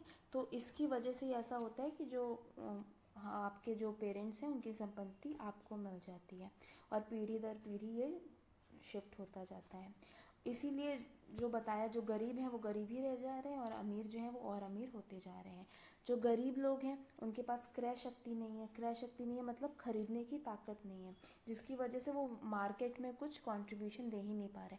मार्केट में बहुत तरीके की चीज़ें हैं, कपड़े भी हैं, रोज़मर्रा की ज़रूरतों की चीज़ें हैं, घर की चीज़ें हैं, लेकिन जब पैसा होगा तभी तो खरीदेंगे ना। तो कुछ लोग तो ज़रूरत की चीज़ भी नहीं खरीद पा रहे हैं, सोने के लिए बिस्तर, पंखा, कूलर भी नहीं है। लेकिन कुछ लोग जो बहुत ज़्यादा अमीर हैं वो ज़रूरत से ज़्यादा चीज़ें खरीद ले रहे हैं। ठीक है। और इसीलिए जो बाज़ार है, हमारा मार्केट है, उसमें एक असंतुलन दिखता है। कुछ बहुत फालतू फालतू चीज़ें जो हैं वो बहुत महंगी महंगी हैं। क्यों? क्योंकि पता है कि जो बहुत अमीर है वो लोग इसको खरीद लेंगे। अब उसके बाद फिर इस समस्या को भी जो हम लोगों के प्लानिंग कमीशन के सबसे शुरुआती दौर के मेंबर्स थे, उन लोगों ने समझा और प्लानिंग का ये उद्देश्य रखा कि हम लोग जो भी प्लानिंग करेंगे उसमें ये भी ध्यान देंगे कि हम लोग ये जो असमानता है लोगों के बीच में, उस असमानता को हम लोग दूर करने की कोशिश करें। क्योंकि इसकी वजह से क्या होता है कि बाज़ार तो ख़राब होता है, जो आर्थिक व्यवस्था है वो तो गड़बड़ रहती ही है, साथ में बहुत सारी बुराइयाँ, असंतोष, ये सब भी समाज में जन्म लेता है। तो इसीलिए इसको भी बदलने का सोचा गया। अगला उद्देश्य था गरीबी में कमी। गरीबी को प्लानिंग जब हम लोग कर रहे थे तो हम लोगों ने ये डिसाइड किया, मतलब उस समय के लीडर्स ने, कि गरीबी को हम लोग हटाने की कोशिश करेंगे। जिस वक्त हम लोग का देश आज़ाद हुआ था उस वक्त 50% जो जनसंख्या थी हमारे देश के, जो लोग थे वो गरीब थे, ठीक है। लेकिन 2014 पहुँचते पहुँचते ये जो 50% है ये और कम होके 27-28% तक पहुँच गया। मतलब अब कुछ कम लोग ही गरीब रह गए थे। इसका जो मेन कारण है वो तो है बेरोज़गारी, कि लोगों के पास काम नहीं है। और जो ये जो आय में विषमता है, जो काम तो नहीं है लेकिन कुछ लोग पहले से ही ज़्यादा अमीर बने ही हुए हैं और कुछ लोग गरीब जो थे वो गरीब ही रह रहे हैं। जैसा हमने ऊपर पढ़ा कि गरीब और अमीर होते जा रहे हैं, उसकी वजह से ये समस्या और बढ़ जाती है। यहाँ तक कि कुछ लोग ऐसे भी हम लोग के देश में हैं जिनको दिन में 2 टाइम का खाना भी वो खरीद नहीं सकते। तो ऐसी स्थिति में अगर कोई रहता है जो अपनी जो उसकी बहुत बेसिक जो ज़रूरी आवश्यकताएं हैं, जैसे कि घर, रोटी, कपड़ा, मकान या शिक्षा, अब लोग कुछ कहने लगे हैं कि शिक्षा को भी इसमें शामिल करना चाहिए। तो जो लोग इन सब चीज़ों को नहीं अफोर्ड कर सकते हैं, मतलब खरीद सकते हैं, उनको गरीब माना जाता है। और ऐसे लोग अभी भी हमारे देश में हैं जिनको दूर करने के लिए जो प्लानिंग कमीशन थी उसने उद्देश्य रखा था कि हम अपने जो फर्स्ट 5 ईयर प्लान है उसमें इस गरीबी को भी हटाने की कोशिश करेंगे, ठीक है। जो हम लोग का देश है भारत देश, उसको बहुत गरीब, मतलब जो बड़े बड़े विकासशील देश हैं या विकसित देश हैं, उस समय पे जब हम लोग आज़ाद हुए थे तो वो हम लोगों को बहुत ज़्यादा गरीब समझते थे, जो कि हम लोग थे भी। और ये मानते थे कि हमारे वहाँ पर जो आर्थिक व्यवस्था है उस पे गरीबी एक श्राप है, एक अभिशाप की तरीके से है, जिससे अगर हमें बचना है तो हमें प्लानिंग अच्छे से करनी ही पड़ेगी। अब गरीबी कैसे कैलकुलेट की जाती है, कैसे ये डिसाइड होता है कि कोई इंसान गरीब है कि नहीं, थोड़ा तो इसमें बता दिया है। थोड़ा जो गरीबी पे चैप्टर आएगा आगे उसमें हम लोग पढ़ेंगे। अब आगे बढ़ते हैं। अर्थव्यवस्था का आधुनिकरण। आधुनिकरण मतलब होता है किसी चीज़ को मॉडर्न बनाना, ठीक है। तो अब कैसे हम लोगों ने अपना आधुनिकरण किया वो देख। का भारत देश है, इस पे कई सालों से बाहर की ताकतों का, जो फॉरेन पावर्स हैं, उनका यहाँ पर राज रहा है, ठीक है। तो मुग़ल जो थे उन लोगों ने 200 सालों से भी ज़्यादा सालों तक हम लोग के वहाँ पर राज किया। उसके बाद मुग़ल गए तो अंग्रेज़ ने हम लोग के ऊपर 200 साल तक राज किया। तो इसकी वजह से क्या हुआ कि हम लोग की भारत देश की स्थिति तो बहुत गड़बड़ थी ही, और इसके साथ ही हम लोग के अंदर जो हम लोग का जो पुराना ढांचा था, जिस तरीके से हमारी अर्थव्यवस्था काम करती थी, हम उसी में कंटिन्यू कर गए और हम नए तरीक़ों को नहीं सीख पाए। जिसकी वजह से क्या हुआ कि जो नई प्रौद्योगिकी यानी जो नई नई टेक्निक्स आ रही थी, मशीन्स आ रही थे, हम उसको अपने काम में ठीक से नहीं ला पाए, जिसकी वजह से हमारी जो अर्थव्यवस्था है वो बहुत ही पिछड़ी और पुरानी थी। तो अब किसी भी पिछड़ी और पुरानी अर्थव्यवस्था का जो सबसे इम्पॉर्टेंट निशानी होती है वो ये होती है कि उसमें ज़्यादा से ज़्यादा लोग जो हैं वो सिर्फ खेती कर रहे होते हैं, किसान होते हैं, ठीक है। जो नई टेक्निक्स हैं जैसे कि इंडस्ट्रीज़, फैक्ट्रीज़ बनाना या सर्विस सेक्टर में जाना, लोगों को सेवाएं देना, जैसे इंजीनियरिंग की इंजीनियर्स बनते हैं, उसके बाद डॉक्टर्स होते हैं, टीचर्स होते हैं, काउंसलर्स होते हैं। तो इन सब क्षेत्र में लोग उतना नहीं आ पाते हैं क्योंकि यहाँ के लिए तो आपको नए तरीके सीखने पड़ेंगे, इसके लिए आपको नई तरीके की शिक्षा भी पता होनी चाहिए। तो एजुकेशन नहीं है, टेक्निक नहीं है, पैसा नहीं है, तो इसीलिए हम लोग जो बहुत ही मतलब पुरानी तरीका था पैसा कमाने का, सारे लोग उसी में लगे हुए थे, पशुपालन करना, खेती करना, जिसमें अब उतना पैसा बनता नहीं था। तो अब इसीलिए कई सालों तक हम लोग का देश जो है वो पुराना और पिछड़ा रह गया। अब आगे बढ़ने से पहले एक चीज़ हमें जानना ज़रूरी है। अभी तक हमने नेशनल इनकम यानी कि राष्ट्रीय आय को समझा था। अब एक टर्म जीडीपी आया है, इसको भी देख लेते हैं। जीडीपी का पूरा नाम होता है ग्रॉस डोमेस्टिक प्रोडक्ट, मतलब सकल घरेलू उत्पाद। तो नेशनल इनकम, राष्ट्रीय आय और जीडीपी दोनों ही हमारा देश की अर्थव्यवस्था कहाँ तक पहुँची है उसको कैलकुलेट करता है।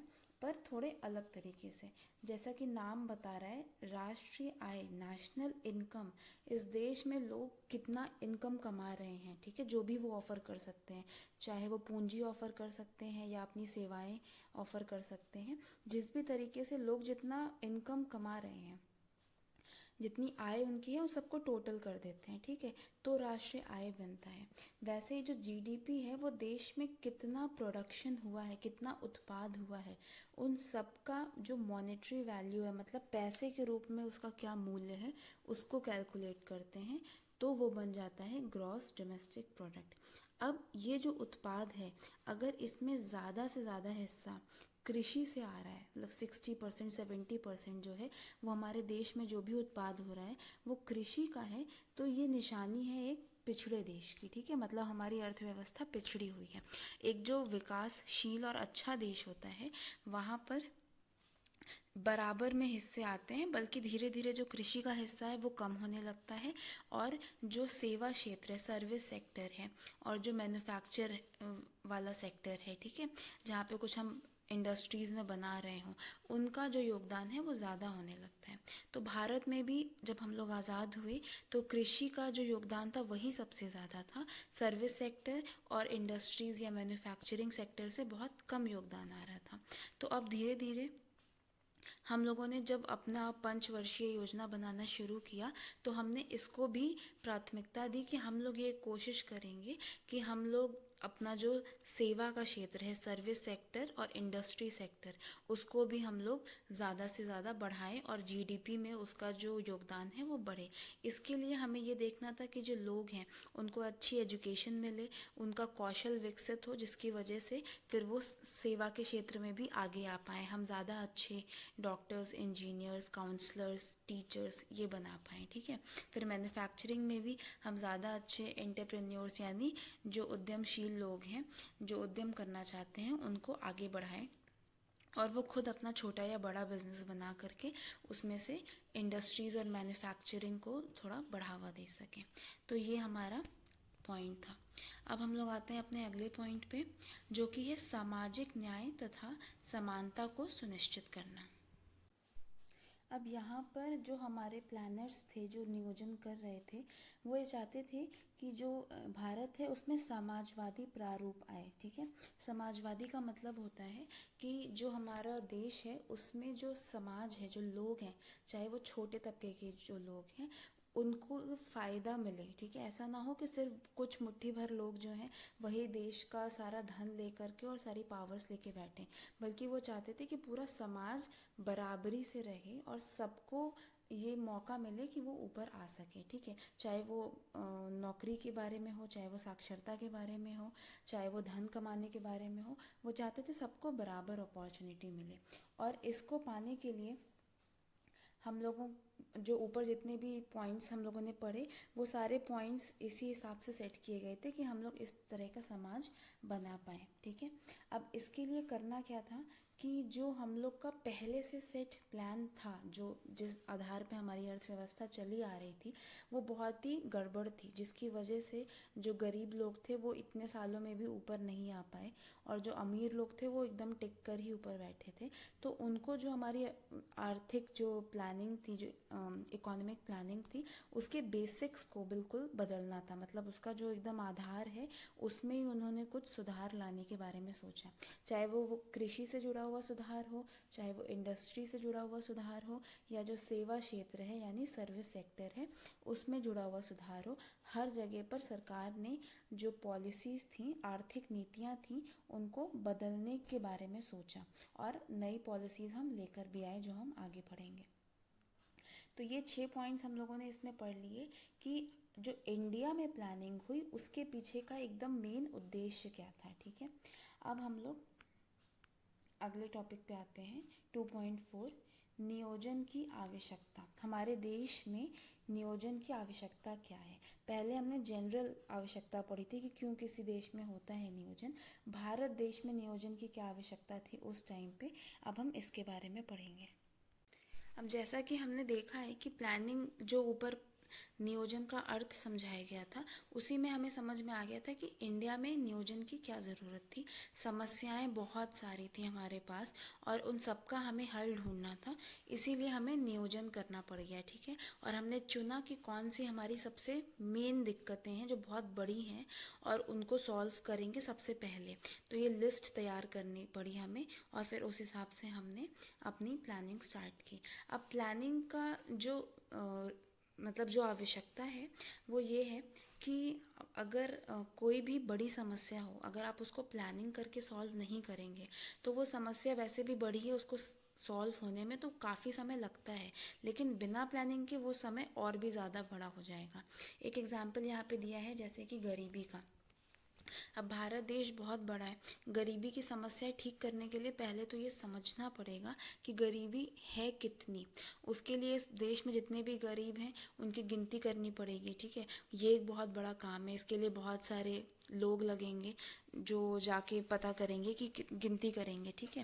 उसके बाद फिर उसको दूर कैसे किया जाए उसके लिए प्रॉपर प्लानिंग बनेगी। तो इसमें बहुत सारे लोगों का इन्वॉल्वमेंट चाहिए और एक सिस्टम के तहत उनको काम करना पड़ेगा, तब जाके जो पॉलिसीज़ हमने बनाई हैं वो ठीक तरीके से इम्प्लीमेंट हो पाएंगी मतलब वो लागू हो पाएंगी और ठीक तरीके से हो भी पाएंगी। इसीलिए प्लानिंग ज़रूरी है।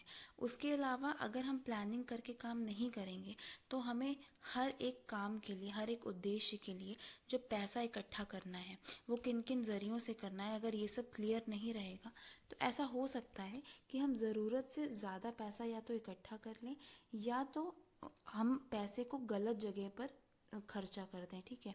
तो प्लानिंग के तहत करेंगे, लिखित रूप में करेंगे, तभी हम उतना ही खर्चा करेंगे जितना कि हमें ज़रूरी है। तो हम अपनी जो लागत है उसे मिनिमाइज़ कर सकते हैं, यानी कम कर सकते हैं और कम पैसे में अच्छे से अच्छा काम कर सकते हैं।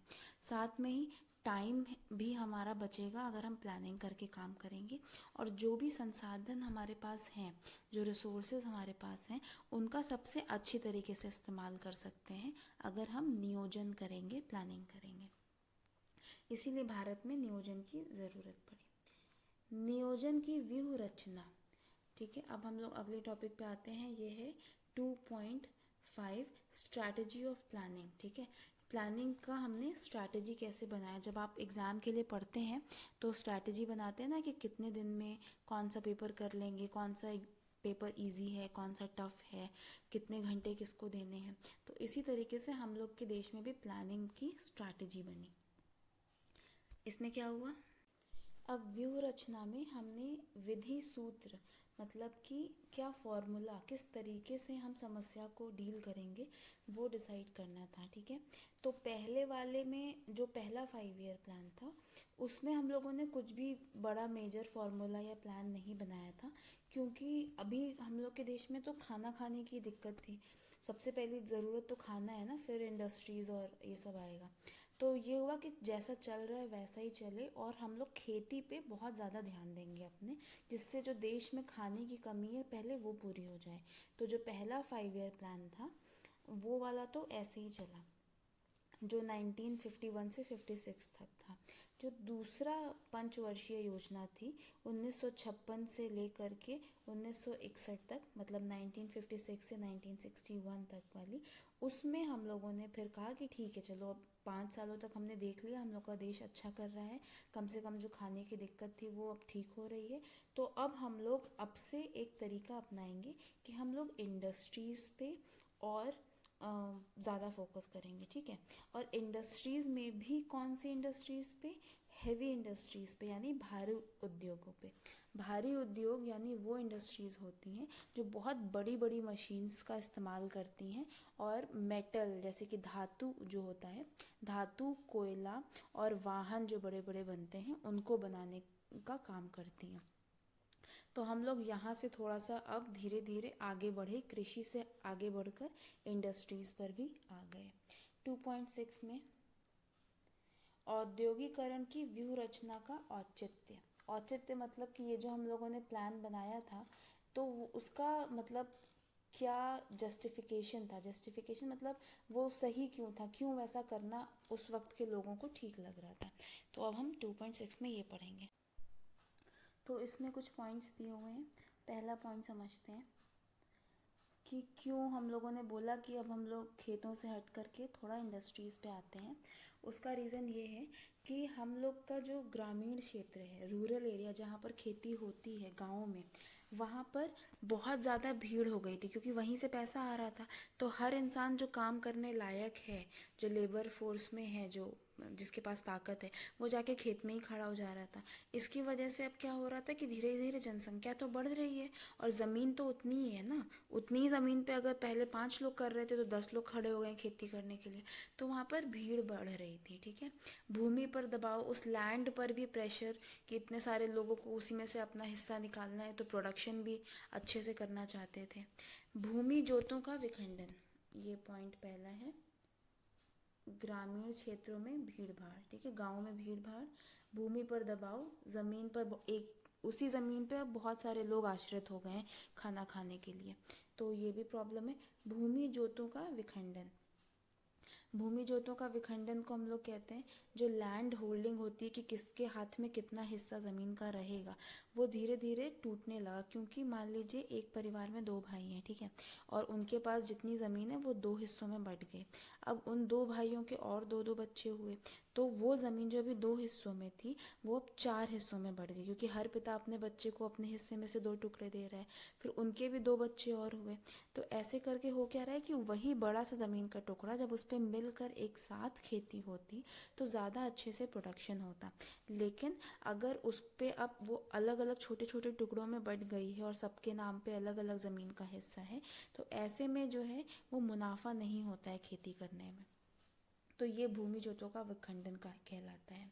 जोतने के लिए भूमि की स्थिर मात्रा में अनुपलब्धता, अगला पॉइंट है।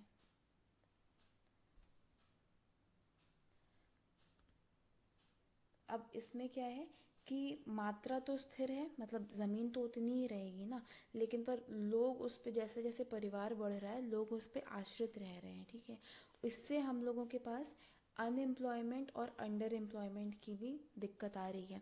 अनएम्प्लॉयमेंट मतलब होता है बेरोज़गारी, कि अब काम अगर 10 लोगों का है तो 10 ही करेंगे। आपके परिवार में और लोग पैदा हो गए या और लोग आ गए, तो उस वजह से उसमें ज़्यादा लोग तो काम नहीं कर सकते, काम तो उतने का ही है ना।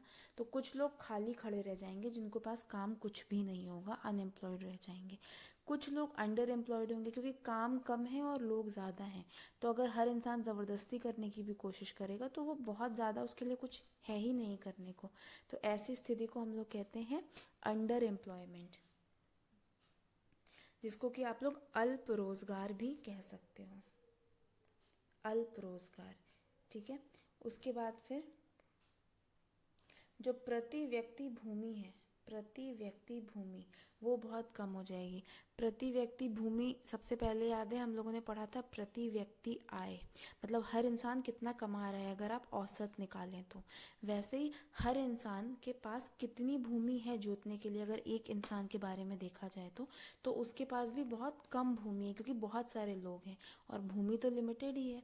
तो जैसे जैसे समय बीतता जाएगा, जनसंख्या बढ़ेगी 10 साल 20 साल बाद, तो देखा जाएगा कि एक इंसान के हिस्से में बहुत कम ज़मीन आ रही है जोतने के लिए। तो इसी को कह रहे हैं कि प्रति व्यक्ति भूमि की उपलब्धता भी कम हो जाएगी। इसीलिए ये सोचा गया कि अगर इस तरीके की समस्या आएगी कि ज़मीन के टुकड़े जो हैं वो अलग अलग लोगों के पास बट रहे हैं और हर इंसान के पास बहुत कम भूमि है, तो कृषि का जो उत्पादन है वो भी इससे प्रभावित होगा। ठीक है, इन्हीं सब चीज़ों को देखते हुए क्या हुआ कि सरकार ने बोला कि जो एक्स्ट्रा लेबर है जिनकी ज़रूरत नहीं है वो फालतू में वहाँ पर ना पड़े रहें और वो वहाँ से हट करके औद्योगिकरण में आए, मतलब आकर इंडस्ट्रीज़ में हाथ बढ़ाएं ताकि हमारा देश जो है वो तरक्की करे। और इंडस्ट्रीज़ भी कैसी इंडस्ट्रीज़, हैवी इंडस्ट्रीज़, क्योंकि हैवी इंडस्ट्रीज़ में जो काम होता है वो बहुत लंबा चलता है और वहाँ से जो रिजल्ट्स होते हैं वो बहुत अच्छे मिल रहे होते हैं। ठीक है, तो उनका मतलब ऐसे बाइक बना दी गई या कोयला है या धातु है, तो इसका यूज़ तो होता ही है ना, ये तो बहुत ज़रूरी चीज़ है हमारे जीवन में। तो इसीलिए बोला कि ऐसी इंडस्ट्रीज़ में जाओ जहाँ पे काम आपका पक्का रहे, ऐसा ना हो कि मतलब जब तक नौकरी निकलने का डर रहे या आपको उतना मुनाफा ना मिले उन इंडस्ट्रीज़ को। तो इसीलिए हम लोगों ने भारी उद्योग को चुना। सॉरी, अगला पॉइंट है जो इंडस्ट्रियल एक्टिविटीज़ होती हैं, मतलब जो औद्योगिक गतिविधियाँ होती हैं जहाँ पे इंडस्ट्रीज़ में काम होता है, वो नौकरी के ज़्यादा अवसर देती हैं उसके एग्रीकल्चर के बदले, आपके कृषि के बदले। इसीलिए बोला गया कि अगर हम लोग इंडस्ट्रीज़ में अपने जो लेबर हैं उनको लगाएंगे, देश के लोगों को लगाएंगे, तो हमारी जो बेरोज़गारी है हमारे देश में वो भी कम हो जाएगी। तो ये सेकेंड पॉइंट था। थर्ड पॉइंट है औद्योगिकरण, मतलब इंडस्ट्रियलाइजेशन जो है वो खेती को एक तरीके से सपोर्ट भी करेगा। कैसे करेगा? जो हम लोग की इंडस्ट्रीज़ होती हैं उसमें जो कच्चा माल आ रहा होता है, कुछ भी हम उत्पादन करेंगे तो हमें कच्चा माल चाहिए। जैसे कि आपको बिस्किट बनाना है तो उसके लिए कच्चा माल तो आपके खेतों से ही आ रहा है ना। आपको शर्ट बनानी है, ठीक है, तो शर्ट बनाने के लिए कच्चा माल तो खेतों से ही आ रहा है। तो इसीलिए बोला गया कि जो कच्चा माल हमारे देश में पैदा होगा, बजाय इसके कि हम उसको दूसरे देश में भेजें, क्योंकि पहले क्या होता था हमारे पास मशीन्स ही नहीं थी, तो हम खाली कच्चा माल पैदा करके बस उसी का खा के खुश हो जाते थे, या तो उसको हम लोग दूसरे देश में भेजते थे, फिर वहाँ से और महंगे दामों पे चीज़ें आती थी, फिर खरीदते थे। अब क्या हुआ, अपने देश में उत्पादन करेंगे खेतों में और अपने ही देश की जो इंडस्ट्रीज़ हैं उनमें बेच देंगे, ठीक है। तो ये सारा काम भारत देश के अंदर ही होगा और सब मुनाफा हम ही लोग को मिलेगा। साथ में ही जो इंडस्ट्रीज़ में हम लोग बड़ी बड़ी मशीन्स बनाते हैं वो खेती में यूज़ हो सकती हैं। जैसे कि पहले ज़माने में जब बहुत पुराना समय था तो खेती में मशीन्स नहीं थी, पर अब आपने देखा होगा कि कटाई के लिए, जुताई के लिए, हर चीज़ के लिए खेतों में बहुत सारी मशीन्स यूज़ होती हैं। तो इंडस्ट्रियलाइजेशन की वजह से जो इंडस्ट्रीज़ औद्योगिकरण हुआ, उन लोगों ने इतनी अच्छी अच्छी मशीन्स खेतों में बना कर दी कि लोगों के लिए खेती करना और भी आसान हो गया। और इस तरीके से खेत और उद्योग दोनों एक दूसरे को सहारा दे रहे थे। फोर्थ पॉइंट पे आते हैं। अब इसके बाद फिर क्या हुआ कि जो कोई भी देश है जब वो अपने प्रारंभिक दौर से निकल रहा होता है, शुरुआत कर रहा होता है, तो सबसे पहले उसको जब इंडस्ट्रीज़ में आता है, पहले तो खेती वगैरह खाना चाहिए ही। जब वो इंडस्ट्रियल सेक्टर में आता है तो सबसे पहले जो है उसको हैवी इंडस्ट्रीज़ पे गौर करना चाहिए, क्योंकि हैवी इंडस्ट्रीज़ हमें वो सारी चीज़ें दे देती है जिससे आगे चल के हम और कई सारी चीज़ों को बना सकते हैं, ठीक है। जैसे कि जो हमें आयरन एंड स्टील मिलता है, ठीक है, आयरन एंड स्टील की जो फैक्ट्रीज़ अगर बन गई तो आयरन एंड स्टील खरीद करके फिर हम और बहुत सारी चीज़ें बना सकते हैं। तो इस इंडस्ट्री पे और कई सारी इंडस्ट्रीज़ निर्भर करती हैं, तो इसीलिए हैवी इंडस्ट्रीज़ को हमने प्राथमिकता दी। एक सेकेंड।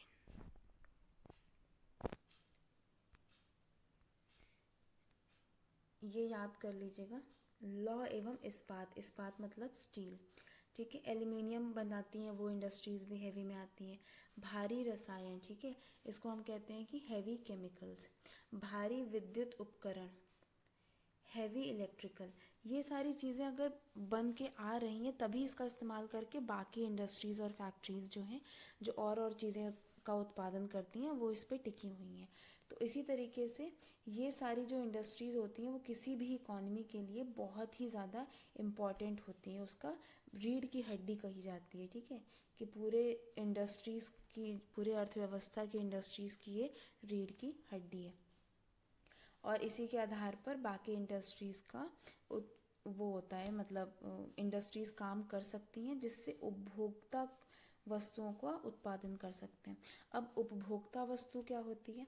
वो वस्तुएं जिसको डायरेक्ट हम लोग, जो आम लोग हैं, कंज्यूमर, वो खरीद कर यूज़ कर सकें। जैसे कि अब बहुत बड़ी कोई भारी उद्योग की इंडस्ट्री है, मान लीजिए आयरन और इस्पात, ठीक है, लौह और इस्पात। अब यहाँ पर हम लोग जाके सीधे सीधे लोहा नहीं खरीद रहे हैं, लेकिन लोहे से बनी हुई चीज़ें तो हम खरीद रहे हैं ना। अगर हमारे घर में हमें कुछ काम है, ठीक है, तो वो हथौड़ा आ रहा है, जो भी चीज़ें आ रही हैं वो सब लोहे से बनी हुई हैं ना। तो हम सीधे सीधे लोहा नहीं खरीद रहे हैं, पर वो चीज़ें जो हम खरीदेंगे वो धीरे धीरे आएंगी वहीं से। तो इसीलिए उसको बोला जाता है कि अर्थव्यवस्था की रीढ़ की हड्डी है। अब क्या हुआ कि हम लोगों ने, सरकार ने ये तो बता दिया कि भाई भारी उद्योग बनेगा, लेकिन पर ये बहुत बड़ी जिम्मेदारी है, ठीक है। हम लोग के देश में लोगों के पास अभी भी उतना एक्सपीरियंस नहीं था, लोगों के पास इतनी पूंजी नहीं थी कि वो खुद से इतनी बड़ी बड़ी इंडस्ट्रीज़ को बना सकें। तो इसीलिए सरकार ने कुछ बड़ी बड़ी संस्थाओं को बनाया ताकि वो इन सारी इंडस्ट्रीज़ को मैनेज कर सकें। ठीक है, उन संस्थाओं का नाम क्या है, याद कर लीजिएगा प्लीज़। सेल है, ठीक है, Steel Authority of India SAIL. उसके बाद Bharat aluminium company BALCO, Bharat heavy electricals limited भेल, नेशनल एल्यूमिनियम कंपनी नालको। तो ये सारी कंपनी जो है ये गवर्नमेंट ने इनको बनाया था, पब्लिक सेक्टर की कंपनियां हैं। पब्लिक सेक्टर कंपनियां मतलब वो जिसकी जिम्मेदारी सरकार के पास होती है, और उन्होंने बोला कि आप जो है वो हैवी इंडस्ट्रीज़ की देख रेख करेंगे। अगला पॉइंट है, इसमें हम लोगों ने पहले तो हैवी इंडस्ट्रीज़ को वो किया, सपोर्ट किया। साथ में सरकार ने जो छोटी बिजनेस होते हैं, सूक्ष्म लघु तथा मध्यम उद्योगों को भी बढ़ावा दिया। ठीक है, बोला कि आप इन लोगों को भी सपोर्ट करेंगे, और इनमें जो निवेश की सीमा है, मतलब कितने रुपए लगा करके इन बिजनेस में काम किया जा सकता है, उसके आधार पे इसको अलग अलग नाम दिया जाता है। ठीक है, अब यहाँ पर ये जो है ये व्यक्तियों द्वारा, निजी व्यक्तियों द्वारा, जिसको आप लोग प्राइवेट कह सकते हो, तो प्राइवेट लोगों के द्वारा ये शुरू किया जा सकता है। इसमें सरकार का ज़्यादा रोल नहीं होता है। ठीक है, इसमें सरकार क्यों इस चीज़ को सपोर्ट कर रही थी, क्योंकि देखिए सरकार के पास तो बहुत सारी जिम्मेदारियाँ, लोग बहुत सारे हैं, समस्याएं बेरोजगारी की बहुत है। तो अब ये इम्पॉसिबल है कि सिर्फ सरकार ही जिम्मेदारी ले रोज़गार देने की।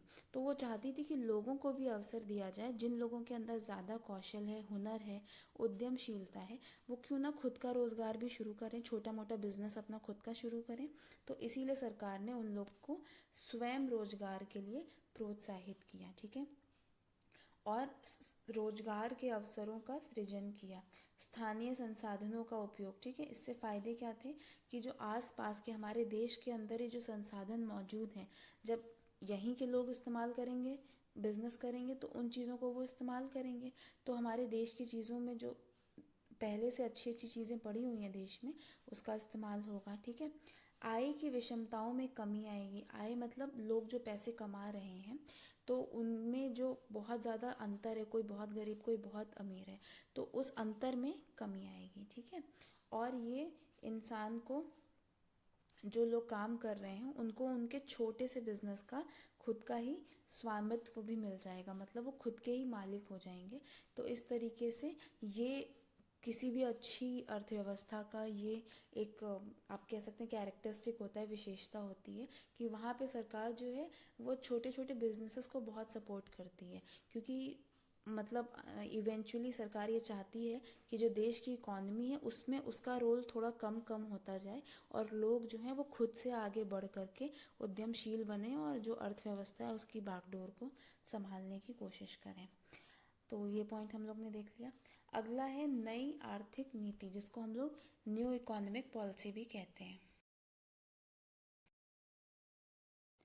अब इसमें ये नई आर्थिक नीति क्यों लानी पड़ी, तो हम लोगों ने पहले देखा कि जैसे ही सरकार ने बोला कि हम भारी उद्योग, हेवी इंडस्ट्रीज़ पे फोकस करेंगे, और उसके लिए उन लोगों ने खुद से ही मतलब संस्थाएं बना दी सरकार ने। ठीक है, तो अब जब उन्होंने खुद से जो संस्थाएं बनाई थी, कुछ समय के बाद जब उन्होंने उसका इवैल्यूएशन किया, चेक किया कि भाई ये ठीक से काम कर रही हैं कि नहीं, तो पहले शुरुआती 30 सालों में, ठीक है, जब से उन्होंने ये संस्थाएं बनाई थी जो हम लोगों ने ऊपर देखा, भेल, सेल, ये सारी, तो शुरू में सरकार अपनी तरफ से ही उनका बजट बनाती थी और उनको उनके ऊपर पैसे खर्चा करती थी, और जितने भी कर्मचारी काम करते थे सबकी सैलरी, जो भी सामान आ रहा है जा रहा है, वो सब सरकार की जिम्मेदारी थी। वो सार्वजनिक क्षेत्र का काम था, सार्वजनिक मतलब पब्लिक सेक्टर का काम था, तो सरकार कर रही थी, पब्लिक सेक्टर का काम सरकार करती है। 30 दशक तक ये, सॉरी 3 दशक तक, यानी 30 साल तक ये काम चला। पर 30 साल के बाद सरकार को ये समझ में आया कि ये तो जो हम लोगों ने कंपनीज बनाई हैं, ये सब तो घाटे में जा रही हैं, ये ठीक से काम नहीं कर पा रही हैं। ठीक है, यहाँ पे जो कर्मचारी हैं या जो इसका जो प्रॉफिट दिखना चाहिए था हमें, ये वैसा नहीं है जैसा हमने प्लान किया था या सोचा था। इसकी वजह से वहाँ पर एक बहुत बड़ी उनके सामने समस्या आ गई कि हम इस चीज़ पे इतना निर्भर कर रहे हैं कि हम औद्योगिकरण करेंगे और बहुत ज़्यादा इंडस्ट्रीज से पैसा कमाएंगे, और यहाँ पर तो हमें इतनी दिक्कत देखने को मिल रही है। और उसी के आधार पर हमने ये सोचा था कि हम देश में गरीबी, बेरोजगारी और ये सारी जितनी भी समस्याएं ये ठीक कर लेंगे। लेकिन पर क्योंकि ये कंपनीज ही अच्छा परफॉर्मेंस नहीं कर पा रही थी, घाटे में जा रही थी, तो हमारे ये सब भी जो लक्ष्य थे ये भी कहीं पीछे छूट रहे थे। तो सरकार ने बोला कि देखो ठीक है, हमने देख लिया कि सार्वजनिक सेक्टर से तो कुछ नहीं बन रहा है, मतलब लॉस हो रहा है। तो 1991 में 1991 में ये डिसाइड किया कि अब इसको हटाते हैं और निजीकरण पर आ जाते हैं। ठीक है, तो ये जो निजीकरण तो मतलब एक उसका एस्पेक्ट है। निजीकरण के साथ और भी दो चीज़ें आई थी, वो हम नीचे पढ़ेंगे। तो उन्होंने बोला कि हम अब इस पूरे सिस्टम को बदलते हैं और हम नई आर्थिक नीति लेकर आएंगे। उस नई आर्थिक नीति में उन्होंने 3 चीज़ें बोली। ठीक है, अगर आपको पढ़ना हो प्लीज़ रिक्वेस्ट कर रहे हैं कि पॉज करके आप लोग पढ़ लिया करिए। जो 3 चीज़ें क्या आई? उदारीकरण, निजीकरण, वैश्वीकरण। ठीक है, जो उदारीकरण है उसी को इंग्लिश में हम लोग कहते हैं लिबरलाइजेशन, जो कि एल से होता है। ठीक है, उसके बाद निजीकरण को हम लोग बोलते हैं प्राइवेटाइजेशन, जो कि पी से होता है। और वैश्वीकरण को हम लोग कहते हैं ग्लोबलाइजेशन, जो कि जी से होता है। तो इस नई आर्थिक नीति को एलपीजी मॉडल भी कहा जाता है, यानी कि इंग्लिश में लिबरलाइजेशन, प्राइवेटाइजेशन, ग्लोबलाइजेशन, और हिंदी में उदारीकरण, निजीकरण, वैश्वीकरण। ठीक, तो अब चलिए सबसे पहले समझते हैं कि ये उदारीकरण क्या है। उदारीकरण, अब अभी तक जो ये कंपनीज थी ये कहलाती तो मतलब थी कि ऑटोनॉमस है। ऑटोनॉमस है मतलब कि ये इंडिपेंडेंट है, ये स्वतंत्र हैं अपने तरीके से काम करने के लिए। पर ये थी सरकार के अंडर में ही, सरकार ही डिसाइड करती थी इनकी सारी चीज़ें, और ये कैसे काम करेंगी, इनके सारे फैसलों पर सरकार का हक होता था। जिसकी वजह से जो बहुत सारे राजनेता लोग हैं, ठीक है, वो लोग इसमें हस्तक्षेप करते थे, और इसकी वजह से इसकी एफिशिएंसी, यानी ये कितने अच्छे से काम करेगी, उसमें कमी आ गई थी। और बहुत सारे लोगों के हस्तक्षेप की वजह से जो सचमुच में जो सही डिसीजन लिया जाना चाहिए बिजनेस के पॉइंट ऑफ व्यू से, वो नहीं लिया जा पा रहा था। तो इसीलिए बोला गया कि अब जो है वो सरकार जो है इसमें हस्तक्षेप बिल्कुल भी नहीं करेगी, और ये सचमुच में बिल्कुल स्वतंत्र इंडिपेंडेंट बॉडी की तरह ये कंपनीज काम करेंगी। हालांकि अभी भी ऐसा नहीं है कि इंडिपेंडेंट है तो सरकार इनसे कुछ पूछेगी नहीं या इनको जवाब नहीं देना है। इनकी जवाबदेही सरकार के प्रति होगी, लेकिन पर जो राजनेता लोग इसमें हस्तक्षेप करते हैं वो लोग नहीं कर सकते हैं। ठीक है, इसके लिए एक MOU यानी सहमति पत्र, जिसको इंग्लिश में कहते हैं मेमोरेंडम ऑफ अंडरस्टैंडिंग, वो साइन किया गया था कि अब से इसकी जो कार्य प्रणाली है वो थोड़ी सी प्लीज़ इंडिपेंडेंट की जाए। इसके अलावा उदारीकरण में एक चीज़ ये भी की गई कि जो अभी तक अगर कोई प्राइवेट मतलब कोई इंसान है जो कि सरकार का उस मतलब के साथ नहीं जुड़ा हुआ है, इंडिपेंडेंट है, और वो कोई इंडस्ट्री खोलना चाहता है, कुछ बिजनेस करना चाहता है, तो पहले उसको सरकार से लाइसेंस लेना पड़ता था। अब क्योंकि सरकार से लाइसेंस लेना है तो जिस मिनिस्ट्री के अंदर वो सेक्टर आता है जिसमें वो काम करना चाहता है, उस मिनिस्ट्री के ऑफिस में जाता था। वहाँ पे जो ऑफिसर्स होते थे वो लोग बहुत रिश्वत लेते थे, उनके ऑफिस में बहुत भीड़ बढ़ जाती थी, तो वहाँ पर भ्रष्टाचार फैल रहा था और लोगों को बहुत समय लग जाता था लाइसेंस लेने में और काम निकलवाने में, और उसमें भी सही तरीके से वो चीज़ें नहीं हो रही थी, उसमें भी घूसखोरी चल रही थी।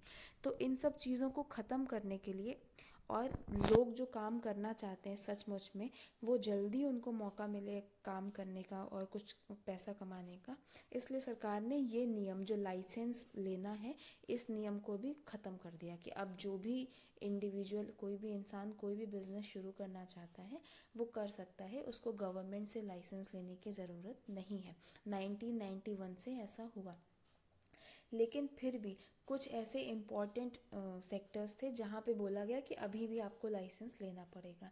वो इम्पॉर्टेंट सेक्टर क्या है, वो देखिए यहाँ पर लिखा है, औषधि लिखा हुआ है। ठीक है, उसके बाद फिर डिफेंस, रक्षा उपकरण। ठीक है, रक्षा उपकरण मतलब जो डिफेंस में जो चीज़ें, जो मशीन्स यूज़ होती हैं उनके लिए सरकार से अभी भी लाइसेंस लेना ज़रूरी था। बाकी सब कुछ और बिजनेस करना हो तो आप बिना लाइसेंस के भी कर सकते हो। तो ये उदारीकरण में हुआ, थोड़ी सी इन लोग को छूट मिली कि हर चीज़ पूछ पूछ के नहीं करना है, अपने मन से भी करो जो बेस्ट है। अब जैसे नेता लोग तो पॉलिटिक्स में बेस्ट है ना, वो लोग बिजनेस में थोड़ी बेस्ट हैं, तो जो जिस चीज़ में बेस्ट है वो वहाँ पे अपना काम करे। ये उदारीकरण में हुआ। फिर साथ में ही निजीकरण भी हुआ था। उसका क्या मतलब है और क्या आवश्यकता है वो देखते हैं।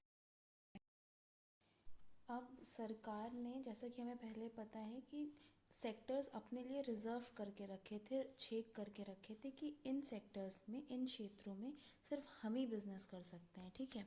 तो अब उसकी वजह से तो देख लिया हम लोगों को घाटा भी हो रहा था, और साथ में ये भी दिक्कत थी कि अगर कंपटीशन नहीं होता है बिजनेस में तो क्या होता है कि जो चीज़ों की क्वालिटी है वो बहुत अच्छी नहीं निकल कर आ रही होती। ऐसा समझ लीजिए कि जैसे टूथपेस्ट है, अगर सरकार ये बोल दे कि सिर्फ एक ही कंपनी टूथपेस्ट बनाएगी और कोई बना ही नहीं सकता है, तो उस कंपनी के लिए कोई कंपटीशन ही नहीं है, कोई और खरीदेगा ही नहीं।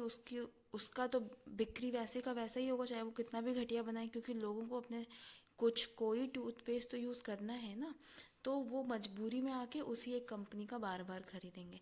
पर अगर कंपटीशन है तो फिर दोनों कंपनियां हमेशा ये देखती रहेंगी कि कहीं सामने वाले का मेरे से अच्छा ना हो जाए, तो वो अपनी क्वालिटी को भी इम्प्रूव करेंगी, दाम भी बहुत महंगे नहीं रखेंगे, कम रखेंगे, जिससे लोग उन्हीं की कंपनी का खरीदें।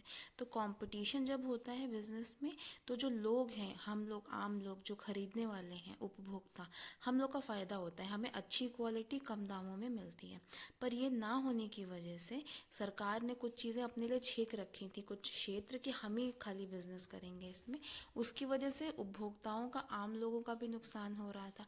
तो इसीलिए सरकार ने अब क्या किया कि बोला कि हम ये जो हम लोगों ने रोक लगाई हुई थी इसको भी अब हम हटा देते हैं, और जो हम निजी क्षेत्र हैं वो सब भी अब किसी भी सेक्टर में जा कर के बिजनेस कर सकते हैं, सिवाय 2 सेक्टर्स को छोड़ करके। वो 2 सेक्टर्स कौन से थे? नाभिकीय ऊर्जा और रक्षा, न्यूक्लियर एनर्जी और डिफेंस को छोड़ करके अब जो प्राइवेट कंपनीज भी हैं वो भी किसी भी क्षेत्र में जा कर के वो बिज़नेस कर सकती हैं, और इस बिज़नेस से लोगों को फ़ायदा भी होगा और उनको अच्छी क्वालिटी भी मिलेगी, ठीक है। तो ये चीज़ निजीकरण में हुई। उसके बाद फिर सरकार ने ये भी डिसाइड किया कि वो कुछ कंपनियों में डिसइन्वेस्ट करेंगे। डिसइन्वेस्ट करेंगे मतलब कि विनिवेश करेंगे।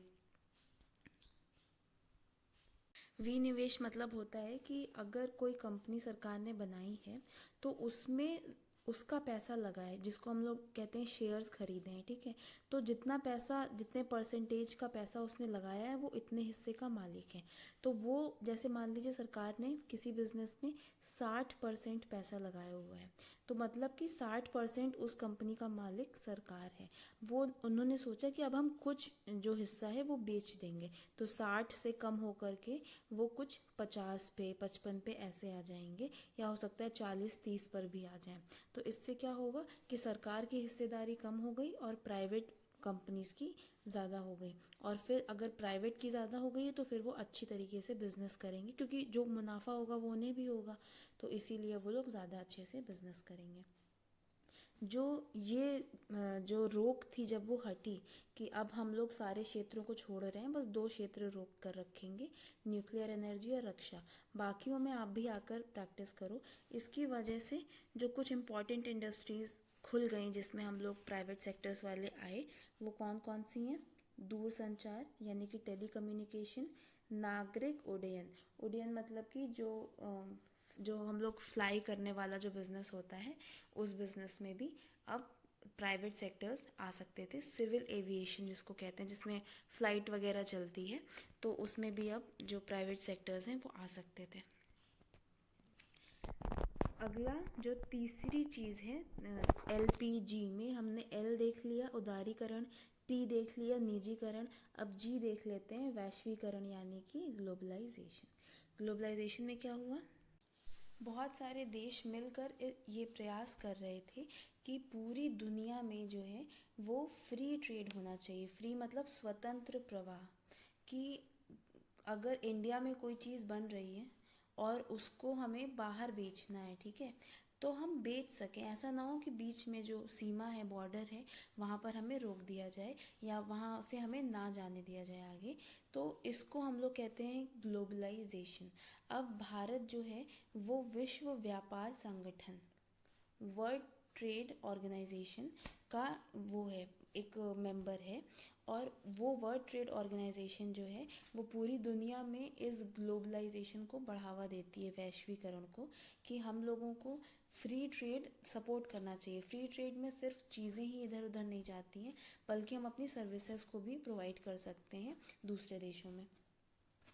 तो अब हुआ क्या कि 1991 में जब हम लोग न्यू इकोनॉमिक पॉलिसी, नई आर्थिक नीति लेकर आए, तो उसमें बोला गया, भारत ने कहा कि अभी तक हम लोग बाहर वालों को नहीं आने देते थे अपनी कंट्री में, क्योंकि हमें ये डर था कि बाहर वाले आएंगे, हमारे देश के लोग तो अभी सीख रहे थे बिजनेस करना, तो छोटे व्यापारी हैं, बाहर वाले मजबूत लोग आएंगे तो जब उनसे टक्कर होगी तो हमारे देश के बेचारे जो व्यापारी हैं जो सीख रहे हैं अभी, वो बेचारे कमज़ोर पड़ के ख़त्म कर देंगे और बड़ी बड़ी विदेशी कंपनियां ही राज करेंगी। लेकिन पर अब ऐसा नहीं था, तो सरकार ने कुछ नियम कायदे के अंतर्गत में बोला था कि बाहर की कंपनीज भी हमारे देश में आकर काम कर सकती हैं, और अगर वो आएंगी तो किसी भी कंपनी में 51% जो शेयर होता है वो जिसके पास होता है वो मालिक होता है। तो उन विदेशी कंपनियों को 51% शेयर लेने का मौका मिलेगा, मतलब मालिकाना हक उन्हीं का रहेगा। लेकिन हमारे देश के लोगों को भी रोज़गार के अवसर, अब हमारे देश में जब कंपनीज बनेंगी तो रोज़गार के अवसर मिलेंगे, वो जो चीज़ें बनाएंगे वो हमारे देश के लोगों को इस्तेमाल करने को मिलेगी, तो इसलिए उन्होंने अलाउ किया। साथ में आयात पर भी हम लोगों ने थोड़ा सा ध्यान दिया। आयात मतलब ऐसी चीज़ों को हम यूज़ करें जो हमारे देश में नहीं पैदा हुई हैं, जो दूसरी देश से हम मंगवा रहे हैं, ठीक है। इसमें वस्तुएं भी आती हैं, सेवाएं भी आती हैं। तो पहले इंडिया क्या करता था, वो आयात जब आता था तो उस पर बहुत हैवी टैरिफ लगाता था। टैरिफ मतलब शुल्क, फीस लगाता था। लेकिन अब क्या हुआ कि उन्होंने बोला कि ठीक है, हम इस शुल्क को कम करेंगे या कोशिश करेंगे कि हटा दें, जिससे बाहर से जो चीज़ें आ रही हैं वो थोड़ी सी और सस्ती दिखें।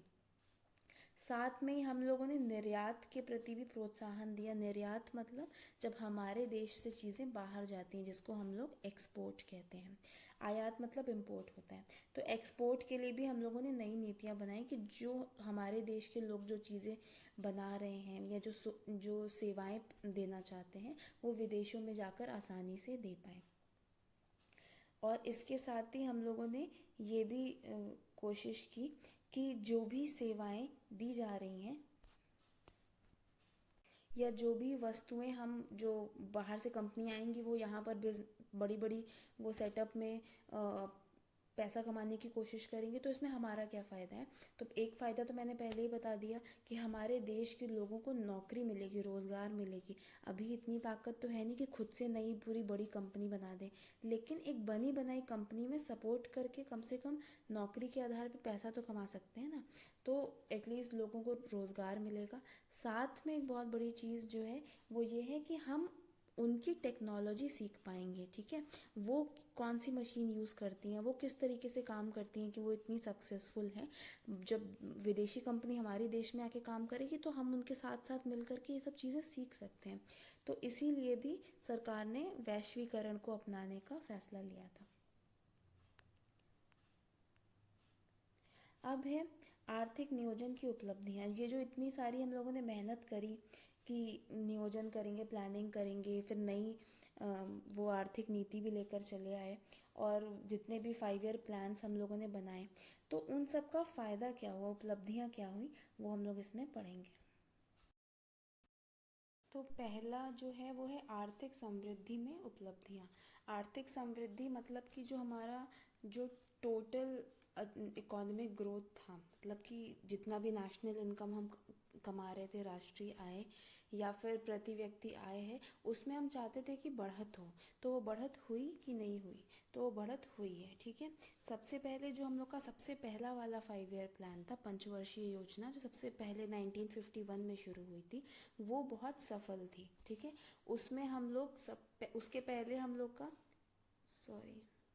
2.1 2.1 प्रतिशत वृद्धि दर था, मतलब ग्रोथ रेट था, जो हम लोग की जो नेशनल इनकम है, राष्ट्रीय आय है, उसमें 2.1% की वृद्धि देखी गई थी। लेकिन उसके बाद 5 वर्षों की जो हमने योजना चलाई पहली बार, उसके बाद जो वृद्धि थी वो 3.6% की हो गई थी। ठीक है, तो ये बहुत अच्छी बात है। और सिर्फ अगर हम एक्सेप्शन छोड़ दें 5वीं और 6ठी योजना, जो 5 वर्षीय योजना चल रही थी, उसमें 5वीं और 6ठी योजना को छोड़ दें तो बाकी सब में ही हम लोगों ने जो है वो जो वृद्धि है वो नहीं पा पाए जो हम पाना चाहते थे। ठीक है, लेकिन फिर भी वृद्धि हुई है, ग्रोथ हुआ है, पहले से ज़्यादा हम आगे बढ़े हैं। पर जितना हम चाहते थे हम उतना आगे नहीं बढ़ पाए। हम किस में आगे बढ़े हैं? पहली वाली में, 5वें वाले में और 6ठे वाले में। तो गोले लगा दिए मैंने, प्रथम, 5वीं और 6ठी, इन सब में हम आगे बढ़े थे, इन तीनों में। बाकी सब में हम आगे तो बढ़े पर उतने नहीं बढ़ पाए जितना हमने लक्ष्य रखा था। तो ये देख लिया। उसके बाद फिर ये तो हम लोग का हो गया वृद्धि दर, मतलब जिसको हम लोग कहते हैं कि हम लोग का ग्रोथ कितना हो रहा है, आर्थिक समृद्धि। तो उसकी दर हम लोग की प्रथम, 5वीं और 6ठी में जैसा हमने डिसाइड किया था उस हिसाब से अच्छी हुई, बाकी सब में उतनी अच्छी नहीं हो पाई। अब हम बात करते हैं प्रति व्यक्ति आय में वृद्धि हुई। कितनी वृद्धि हुई? वृद्धि तो हो रही थी लेकिन बहुत धीमी दर से हो रही थी।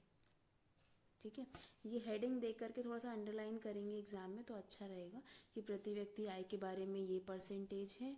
उसके बाद ऊपर हमने देखा आर्थिक वृद्धि के बारे में, ये 2.1 था, 3.6 था।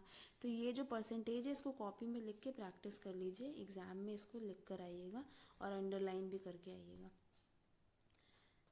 अब नियोजन के जो प्रथम 30 वर्ष थे, मतलब प्लानिंग करने जब से शुरू हुई तब से जो स्टार्टिंग के 30 वर्ष थे, उसमें जो प्रति व्यक्ति आय में वृद्धि हो रही थी, मतलब जो बढ़त हो रही थी, वो कैसी हो रही थी? 1.2% के दर से हो रही थी। मतलब हर साल, ये लिखा है ना प्रति वर्ष की दर से, तो प्रति वर्ष की दर से मतलब हर साल जितनी इनकम है, पर कैपिटा इनकम है, प्रति व्यक्ति आय है, उसमें 1.2% का बढ़त हो जा रहा था। तो ये ग्रोथ तो है, अच्छी बात है, बस धीमी है। ठीक है, फिर अब हम कृषि की अगर बात करें, खेती बाड़ी की बात करें, तो खेती बाड़ी में क्या हो रहा था? खाद्यान्नों का उत्पादन प्रथम योजना के आरंभ में 5.1 करोड़ टन था। ठीक है, और 5.1 करोड़ टन से बढ़ करके 2011-12 में कितना हो गया था? 25.74 करोड़। तो आप देख सकते हैं कि जब 1951 में हमने स्टार्ट किया था तब था 5.1 करोड़, और 2011-12 में कितना हो गया? 25.74। कृषि की बात हो रही है, खेती की। तो ये नंबर्स भी याद कर लीजिए, ये बहुत अच्छी ग्रोथ है। विशेष रूप से कौन से अन्य हम फोकस कर रहे हैं? चावल और गेहूं का उत्पादन आश्चर्यजनक रहा है, लेकिन कहीं कहीं पर कमी भी आई है। किसमें? दालों में तिलहन का उत्पादन जो हमने लक्ष्य रखा था उससे कम हो पाया है। तो ये थोड़ा सा आप लोग को याद करने में थोड़ी सी मुश्किल होगी, तो रफ कॉपी में अच्छे से 2-4 बार प्रैक्टिस करके लिखेंगे तो याद हो जाएगा। अब हम औद्योगिक सेक्टर में देखते हैं, मतलब इंडस्ट्रीज़ के सेक्टर में देखते हैं। तो वहाँ पर एक बहुत बड़ी अचीवमेंट हमारी ये है कि हम विविधता लाए हैं, डाइवर्सिफिकेशन लाए हैं, मतलब कि अलग अलग सेक्टर्स में जाकर के हमने इंडस्ट्रीज़ बनाई हैं। कुछ एग्जांपल्स जैसे कि परिवहन में बहुत विस्तार हुआ है। परिवहन मतलब ट्रांसपोर्ट, एक जगह से दूसरी जगह चीज़ों को ले जाना। दूरसंचार यानी कि टेलीकम्युनिकेशन, तो उसमें भी बहुत विस्तार हुआ है। फिर बिजली के उत्पादन और वितरण में भी वृद्धि हुई है। इस्पात यानी कि स्टील, एल्युमिनियम, इंजीनियरिंग मॉल, रसायन और पेट्रोलियम उत्पादों में यथेष्ट उन्नति हुई है। यथेष्ट मतलब बहुत अच्छी उन्नति हुई है। उसके बाद फिर हम अगला देखते हैं कि इस प्लानिंग के इस पूरे टाइम में, जब ये सारी 5 वर्षीय योजना चल रही थी, सरकार जो अच्छे काम कर रही थी, उसकी वजह से हुआ क्या है कि उपभोक्ता वस्तुओं में, मतलब जो हम आम लोग जिन चीज़ों का इस्तेमाल करते हैं, उसमें उन वस्तुओं में बहुत बढ़ोतरी हुई है, जिसकी वजह से प्रति व्यक्ति उपलब्धता, मतलब कि हर इंसान के पास कितनी वस्तुएं हैं उसमें भी बहुत वृद्धि हुई है, बढ़त हुई है। और हर इंसान के पास जो चीज़ें बढ़ रही हैं उन चीज़ों में जो कुछ कॉमन चीज़ें हैं जो सबके पास जिसकी मात्रा बढ़ी है वो है अनाज, चीनी, दूध, अंडे, खाद्य, तेल, चाय, कपड़ा तथा बिजली। तो हर इंसान के पास जितना ये होता था उससे पहले से ज़्यादा होने लगा है, क्योंकि अब सरकार ने देश में ही जो कृषि है उसमें भी उत्पादन बढ़ा दिया, इंडस्ट्रीज़ में भी उत्पादन बढ़ा दिया। तो जब इतना उत्पादन बढ़ रहा है तो चीज़ें ऑब्वियसली सस्ती हो जाएंगी, और सस्ती हो जाएंगी तो लोग खरीद भी सकते हैं क्योंकि वो रोज़गार भी उन्हें मिला है। तो इन सब मतलब कई सारे फैक्टर्स मिल करके अब लोगों के पास पहले से ज़्यादा सामान है। अगला जो हम लोग की उपलब्धि है वो है आधारिक संरचना का सृजन। आधारिक संरचना मतलब इंग्लिश में कहते हैं इंफ्रास्ट्रक्चर। तो यहाँ पर हम लोग देखेंगे कि इंफ्रास्ट्रक्चर में हमने सड़क तथा रेलवे, बहुत ज़्यादा इनका विस्तार हुआ है। घरेलू वायु यात्रा यानी डोमेस्टिक एयरवेज में बहुत ज़्यादा हम लोगों को मतलब अब पहले से ज़्यादा फ़्लाइट्स चलने लगी हैं। उसके बाद सिंचाई और जल विद्युत परियोजनाओं के विस्तार की वजह से क्या हुआ है कि हम लोग का जो कृषि उत्पादन है वो बढ़ा है। शहरी आधारिक संरचना में वृद्धि के कारण अब क्या हो रहा है कि हम लोग की जो शहर हैं वो ज़्यादा से ज़्यादा बन रहे हैं, हम लोग के वहाँ पे शहरों की संख्या बढ़ रही है और वहाँ पर आधारिक संरचना यानी इंफ्रास्ट्रक्चर और अच्छा हो रहा है। ऑफिसेज, स्कूल, सड़क और ये बस स्टैंड, रेलवे स्टैंड, ये सब चीज़ें बन रही हैं। मोबाइल टेलीफोन, अब आप लोग को पता ही है कि आजकल कितना ज़्यादा हो गया है। इंटरनेट की मदद से भी हम लोग दूर संचार में ज़्यादा वो कर पाए हैं, ग्रो कर पाए हैं। ठीक है, दूर संचार मतलब एक जगह से दूसरी जगह पे अगर आपको जानकारी भेजनी है तो वो सारे माध्यम दूर संचार के अंदर में आ जाते हैं। तो हमने देखा हमने कैसे ये जो 5 वर्षीय वाली योजना चल रही थी उसकी वजह से हमने कितना अच्छा अपना इंफ्रास्ट्रक्चर बना लिया। फिर शिक्षा में विकास, इसमें बताया गया है कि इन जो भी 5 ईयर प्लानिंग की जो हमारी उपलब्धियां हैं उसमें शिक्षा में हमने बहुत अच्छा इम्प्रूवमेंट किया है और जो बच्चों का नामांकन स्कूल में होता था उसमें बहुत ज़्यादा वृद्धि आई है। भारत में जो विश्वविद्यालय हैं 378 विश्वविद्यालय, 18,064 कॉलेज। तो ये जो नंबर्स आपको दिए जा रहे हैं ये पुराने नंबर्स हैं। ठीक है, ये मेरे ख्याल से 2012 या 14 में ये बुक प्रिंट हुई होगी तो उस हिसाब से इसमें नंबर हैं। अब इतने साल बीत गए तो अब ये जो विश्वविद्यालय हैं और कॉलेज हैं और स्कूल्स की संख्या इसमें दी है वो डेफिनेटली पहले से ज़्यादा है। तो आप चाहें तो आप इंटरनेट पे सर्च कर सकते हैं और लेटेस्ट नंबर याद कर सकते हैं, या एग्ज़ाम के पॉइंट ऑफ व्यू से बुक में जो मेंशन है आप वो भी मेंशन कर सकते हैं। ठीक है, तो हम लोगों के स्कूल में जो कॉलेजेस हैं, जो यूनिवर्सिटीज़ हैं, विश्वविद्यालय हैं, जो इंटर कॉलेजेस हैं जिसको हम लोग उच्चतर माध्यमिक, और जो प्राइमरी स्कूल्स और जूनियर प्राइमरी स्कूल्स होते हैं, प्राथमिक और उच्च प्राथमिक विद्यालय, उन सब के नंबर्स भी यहाँ पर मेंशन किए गए हैं। और इतने सारे स्कूल्स और कॉलेजेस हमारे देश में खुले शिक्षा में विकास के लिए। अगला है विज्ञान और प्रौद्योगिकी का विकास। विज्ञान और प्रौद्योगिकी का विकास भी भारत देश में बहुत अच्छे से हुआ है इस पूरे टाइम पीरियड में, इस अवधि में जब हम लोग के वहाँ पर प्लानिंग की गई थी। ठीक है, और हम लोगों ने जो विकास है अंतरिक्ष में, जो हम लोग विमान भेजते हैं, जैसे अभी आपने देखा होगा चंद्रयान गया, उसके पहले मंगलयान गया था। तो ये सारी चीज़ें जो हैं ये इंडिया में लोगों ने अपनी टेक्निक्स पे, टेक्निकल जो नॉलेज है उनकी, साइंस की और टेक्नोलॉजी की, उसमें उन लोगों ने बहुत ग्रोथ की है। ठीक है, उसके बाद फिर पहले क्या होता था कि हम लोगों को इन सब चीज़ों में जब हमें स्पेस के बारे में कुछ नॉलेज चाहिए होती थी तो हमें बाहर वाले लोगों से बहुत ज़्यादा उनकी एक्सपर्टीज़ की ज़रूरत पड़ती थी कि आप हमें बताइए, समझाइए। विचार विमर्श करने के लिए विदेशों से लोगों को ज़्यादा बुलाना पड़ता था, उन पे हम निर्भर करते थे। पर अब ऐसा नहीं है, अब हम लोग भी कुछ कुछ स्मार्ट हो गए हैं और इन सब चीज़ों में एडवांस हो गए हैं। इसके अलावा हम लोग अपने देश के ट्रेन किए हुए कुछ एक्सपर्ट लोगों को विदेशों में भेजते हैं मदद के लिए। ठीक है, जैसे कि मिडिल ईस्ट हो गया, अफ्रीका हो गया, इन देशों में हम लोग भेजते हैं। मिडिल ईस्ट को मध्य पूर्व भी कहते हैं। तो यहाँ पर हमारे देश के लोग जाके उनको हेल्प कर रहे हैं। साथ में हम लोगों ने न्यूक्लियर एनर्जी यानी नाभिकीय ऊर्जा के क्षेत्र में भी बहुत अच्छा टेक्नोलॉजी का प्रदर्शन किया है। तो जब इन्वेस्टमेंट किया है सरकार ने, तो उसकी वजह से हम लोग इतना ग्रोथ कर पाए हैं।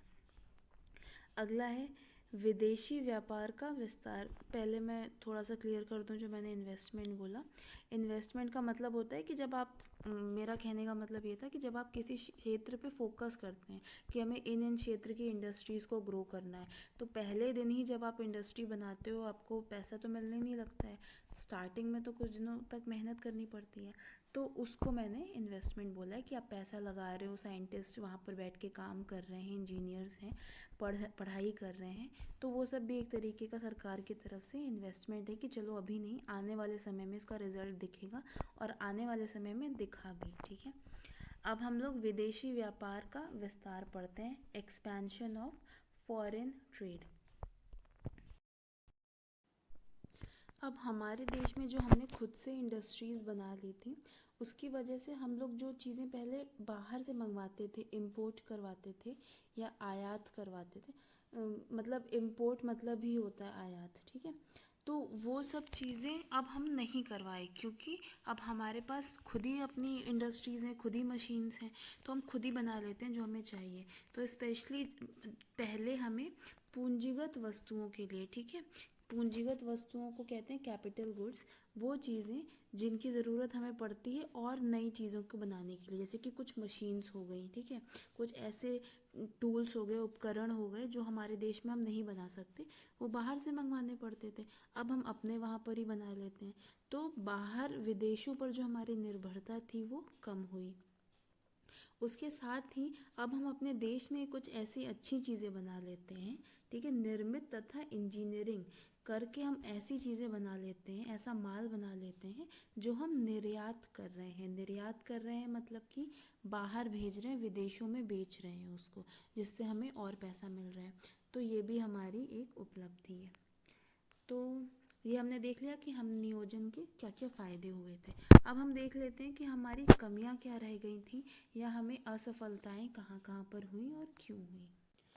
सबसे पहले जो दिक्कत रह गई वो ये कि हम लोग ने कोशिश की थी कि गरीबी और विषमताओं को पूरी तरीके से हटाएंगे, ठीक है। विषमता मतलब असमानता, कहीं किसी के पास ज़्यादा है, किसी के पास बहुत कम, तो उन सब चीज़ों को हटाएंगे, पर ऐसा हो नहीं पाया है।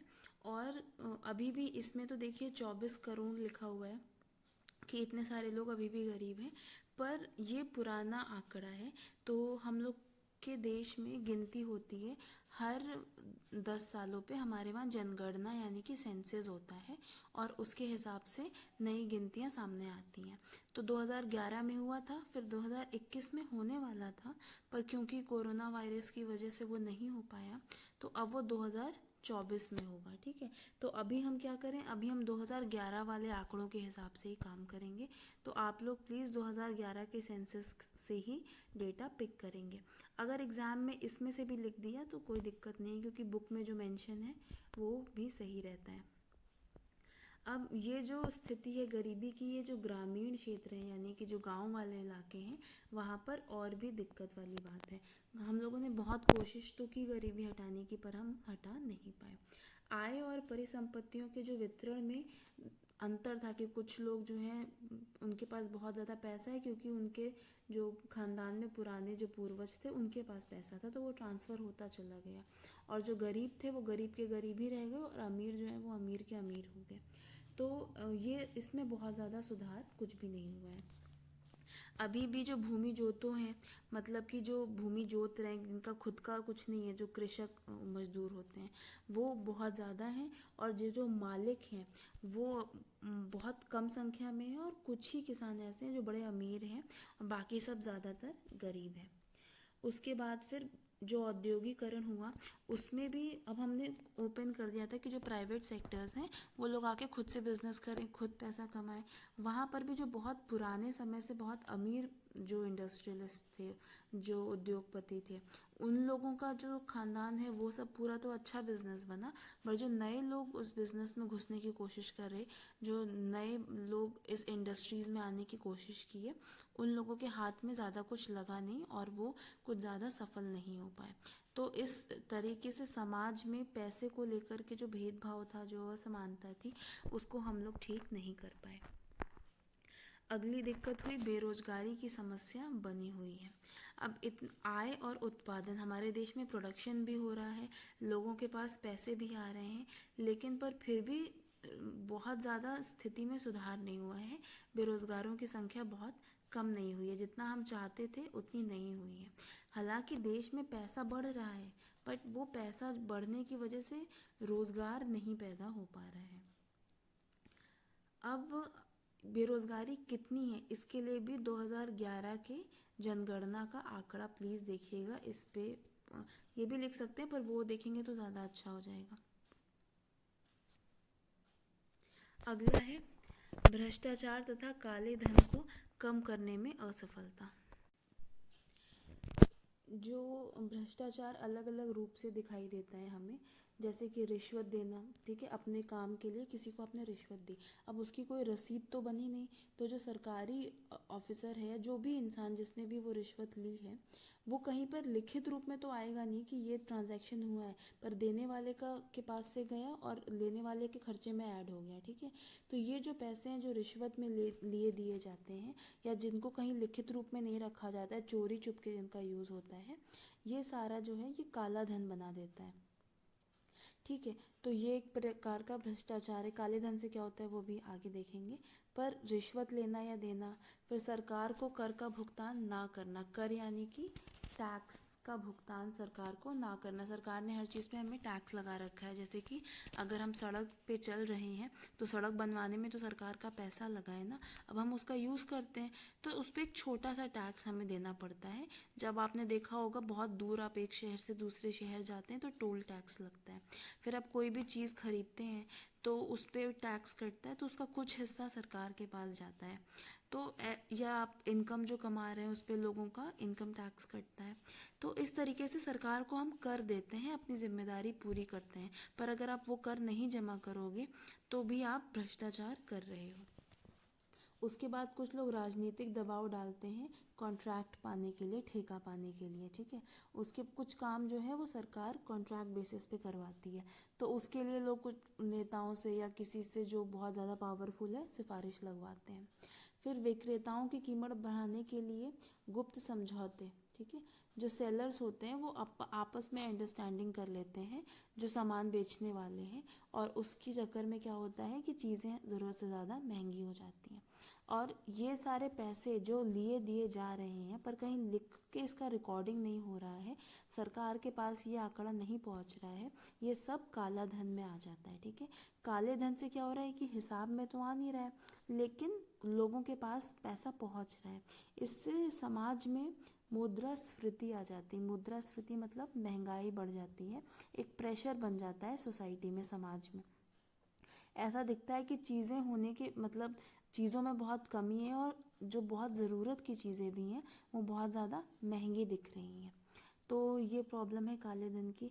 इसके बाद फिर इन सब चीज़ों की वजह से आय के वितरण में भी विषमता होती है, ठीक है, क्योंकि जिन लोगों के पास, विषमता मतलब असमानता होती है, कुछ लोगों के पास, जिनके पास काला धन है वो तो अमीर बन जाते हैं, पर उनके चक्कर में इस गलती से गरीब कौन रह रहा है, जो साधारण लोग हैं जिन्होंने इस में पार्टिसिपेट नहीं किया है, वो बेचारे जो आम लोग हैं वो गरीब रह जा रहे हैं, और गलत धंधे करने वाले लोग अमीर बनते जा रहे हैं।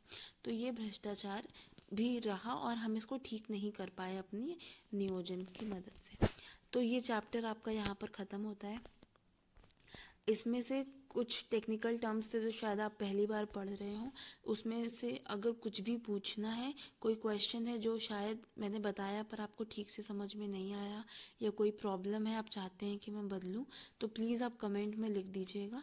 और अगर कोई चीज़ आप फिर से समझना या पूछना चाहते हैं तो वो भी प्लीज़ कमेंट सेक्शन में आप लिख सकते हैं, मैं आपको बता दूँगी, ठीक है। ओके, तो आज के लिए इतना ही। थैंक यू, और एग्ज़ाम के लिए ऑल द बेस्ट।